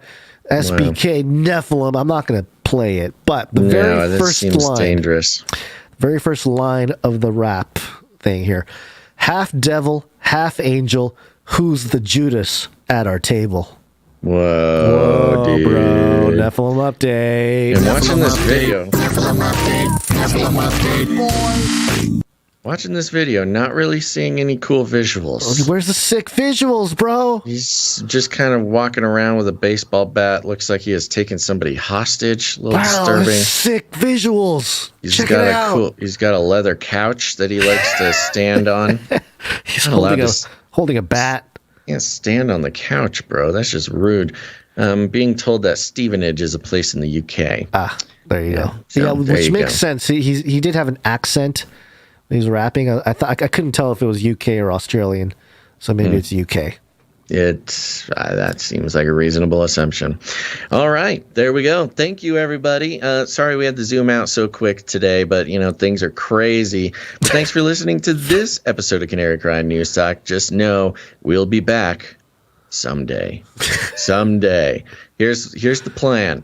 We mentioned it was going to be spotty from here till the end of the year. And we're planning on getting back on track, of course, first week of January. As it stands now, the possible show days are the 22nd. That'll be Wednesday. Yep. The 27th, which is next Monday. Yeah. The 24th is out, you say? Yeah. Oh, yeah, because that's Christmas Eve. Yeah, 24th is out, and 31st is also out. So keep an eye on the social medias. Keep an eye on your notifications there. We'll be attempting to do 2 more shows before the end of the year. But we are hesitant to make any firm promises, but that is the plan. We'll see what happens. But, we'll keep everybody posted. Yep. And remember, we continue to need producers to keep the show going. That would certainly go a long way to helping us be able to make the time and the space to do the shows for the rest of the year. So if you'd like to become a producer, take responsibility for your own media future, help out, true independent media devoted to staying completely free from any corporate money whatsoever, you can do that by heading on over to patreon.com/CCNT, or even better, CanaryCry.Radio.com/support. CanaryCry.Radio.com/support. And if nothing else, remember, you're running out of time to sign up for the Canary Cry calendar at the 2022 amount there. Just 10, 11 more days or so. And then we will have to reassess the calendar situation in the new year. But if it's something that's interesting to you and you'd like to get that shipped out, we have the stock and we have the producers ready to ship them out. Producer Isaac has been incredibly fast at mailing these things. So, hey, if you're interested, you got 10 days to get on board and join us to help lay down a firm foundation for 2022. We got a lot of cool plans, a lot of big stuff we want to do, and it's only possible with the support of our producers, and we would love to ship out more of these Canary Cry calendars as a free gift to those producers who get on board and join the mission with us. You can do that by heading over to CanaryCry.Radio.com/support, and at the top of the page there, that big long green button will get you in there. Make sure to mark down, check the box that says make it a monthly donation, as well as making sure to put your address in there. And I do want to thank the producers for this episode, including our executive producer, who's named executive producer William F. Thank you very much, William F. Thank you, William F. Thank you, Cheryl T., Benjamin S., Terrell B., and Ryan F., who are our calendar producers today, as well as our new Nifty 50 Jubilee Jamboree JC, producer Sir Aaron J., Night of the Cute Little Piggies, producer Rhonda B., John C., Gail M., Amanda P., Morph, Sir Scott, Night of Truth, Heather Sir Russ, Palmer B., Doctor Who Dundat, Child of God, Runk Smash, Sir Holmes, Good and Faithful Knight of the Canarium, Sir Salmon's Night of the Fishes, Jimmy R., Sir Casey the Shield Knight, Veronica D., Stephen C., and Jackie U. And of course, thank you to our artists, all of our artists, young and old, our musicians, and our fictionists, and everybody who gives their time and their talent to keep the show going, including our time stampers and jingle makers and everybody. Wonderful. And if you want to support the show with your time or your talent, maybe you're an artist, a musician, whatever, you can go ahead and send all of that material into CanaryCry.Radio@gmail.com or CanaryCry.Radio@protonmail.com. And you can also, if you've want to help the show out, get more involved in all sorts of projects that we're working on for 2022. We are also would love to hear from you. If you'd like to produce the show with some of your time.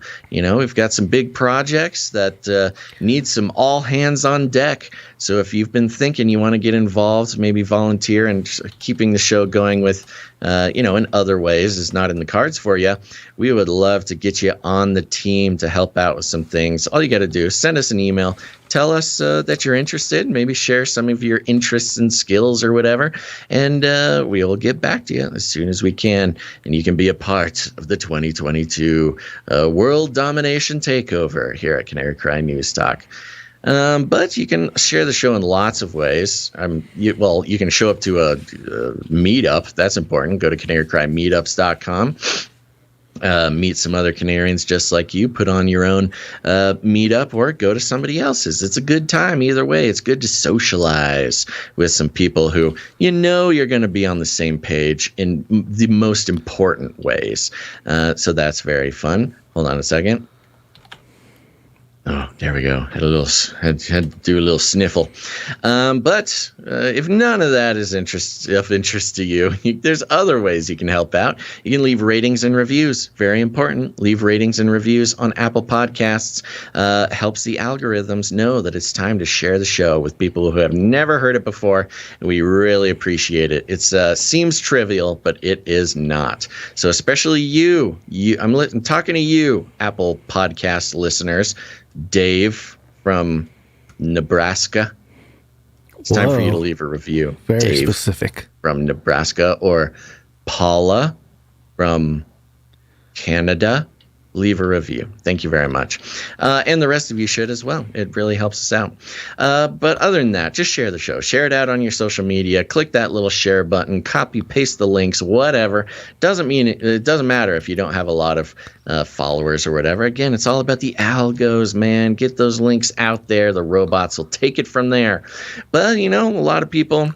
Holidays are coming up, and you've of course you've already sent the show out to your friends and family who you're going to be seeing for the holidays. You've already done all this, but maybe you want to go the next step. You want to get a little bit more involved. You're a little bit more of a creative person, and you want to find other ways to share the show in a way that will be effective in this brave new world that we live in. And here's one interesting thing that you can do. The holidays are coming. You're going to be getting together with family and friends. The lights are up. The tree is lit. The presents are underneath the Christmas tree. Or if you're not a Christmas tree person because, you're not interested in pagan Thor worship or whatever, maybe you've got a Christmas cactus that you don't put lights on it. Instead of that, you smother it in jam. The old Christmas cactus jam. The old Christmas cactus smothered in jam. What? A traditional biblical Christian way celebrate the birth of the Christ child. And you set up your cactus with the Christmas jam. You invite all your friends over, your family. They're there drinking eggnog and cider. And, throughout the whole night, people are kind of eyeing the Christmas jam cactus. And you just let them.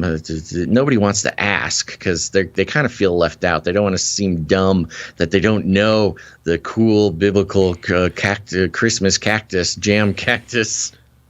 Which is, you can say it any way you want. With the translations, sometimes, the words get jumbled up. But, when you see them gathered around the Christmas jam cactus and they're eyeing it and they're curious and they see the presents underneath the Christmas jam cactus, you can walk up to them and say, "Hail and well met, dear Christmas ones. It is I." And they're going to think that you're going to say, "Oh, it is I, Santa Claus." But no, you say, "He, I am Drothgar the desert gnome."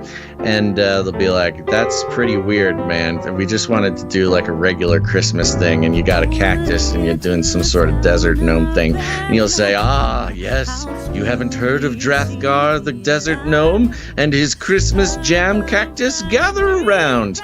And they'll gather around. Something weird happens in humans when they're told to gather around and hear a mythical tale of Dragnar the Christmas gnome and his magical jam-covered Christmas cactus. But make sure that you end your story with the traditional Dragnar call, which goes like this: "He, I'm Dragnar the Christmas desert gnome. Gather around the Christmas jam cactus and remember to think outside the cage."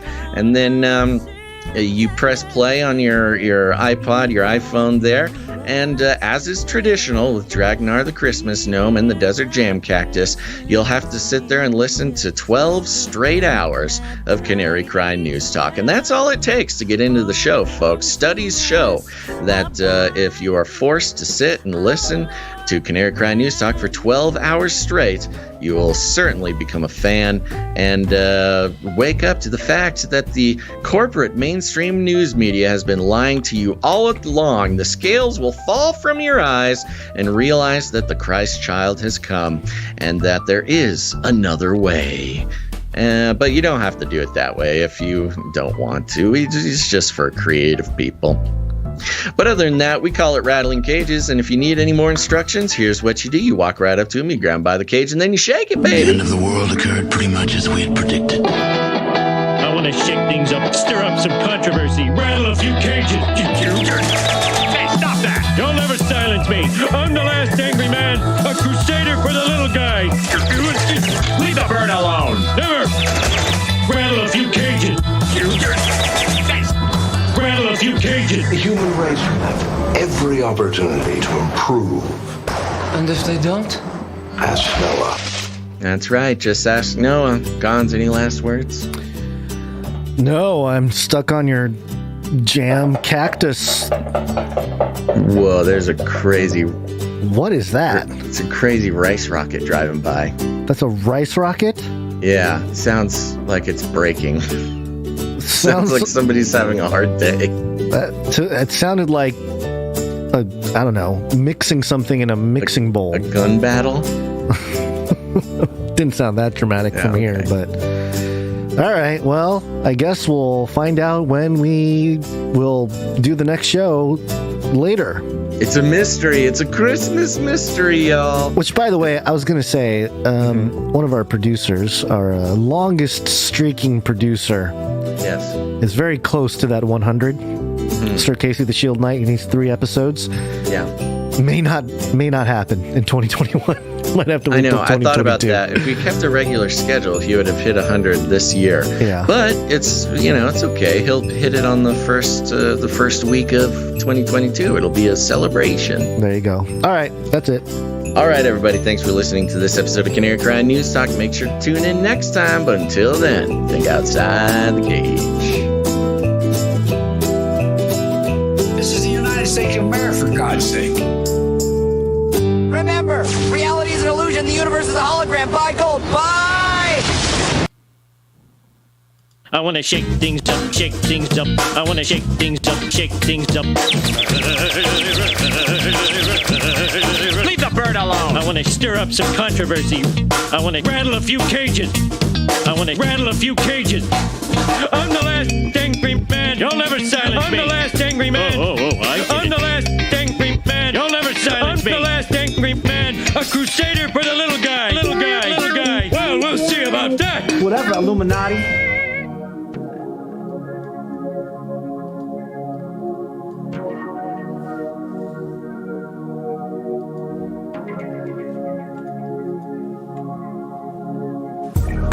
Now the serpent was more crafty than any other beast of the field that the Lord God had made.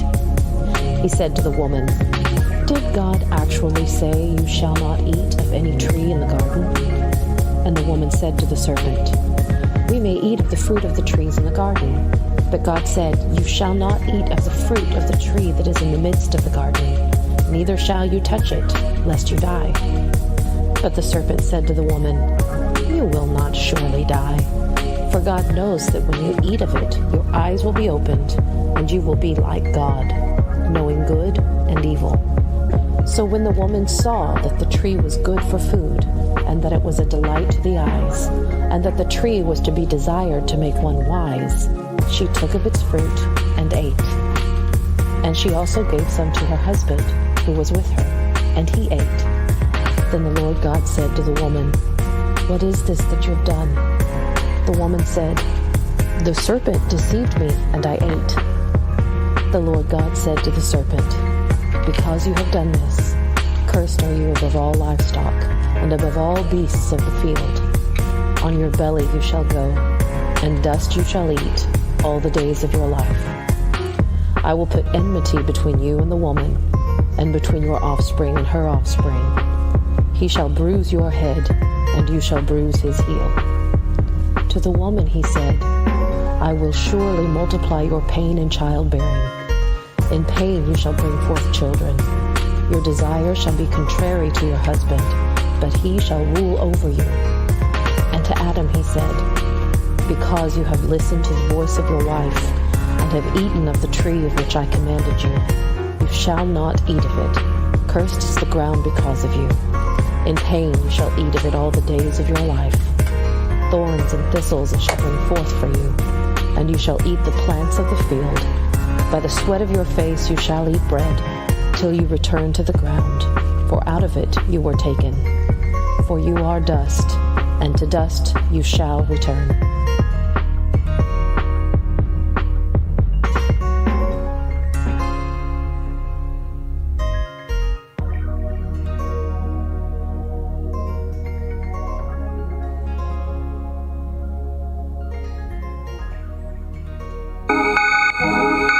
In the future, humans will be confined in a people's zoo. We're all gonna die. I'll keep you safe and warm in my people's zoo. I'll keep you safe and warm now in my people's zoo. You, yeah, you in my people's zoo. I'll keep the cameras on.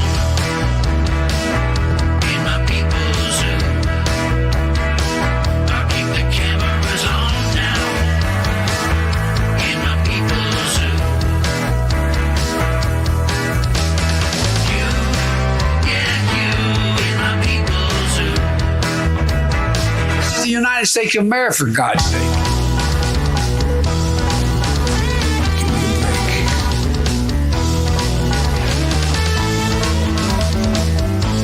We'll hunt you down and make you pay. More.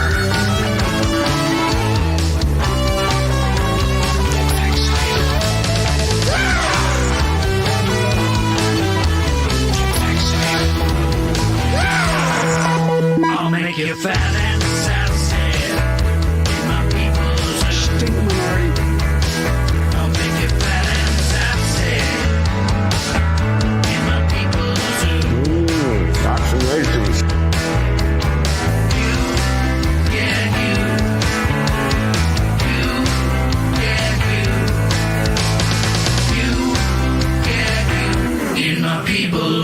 I'll keep you warm and safe in my people's zoo. Do not come back, you Nazi psychopaths!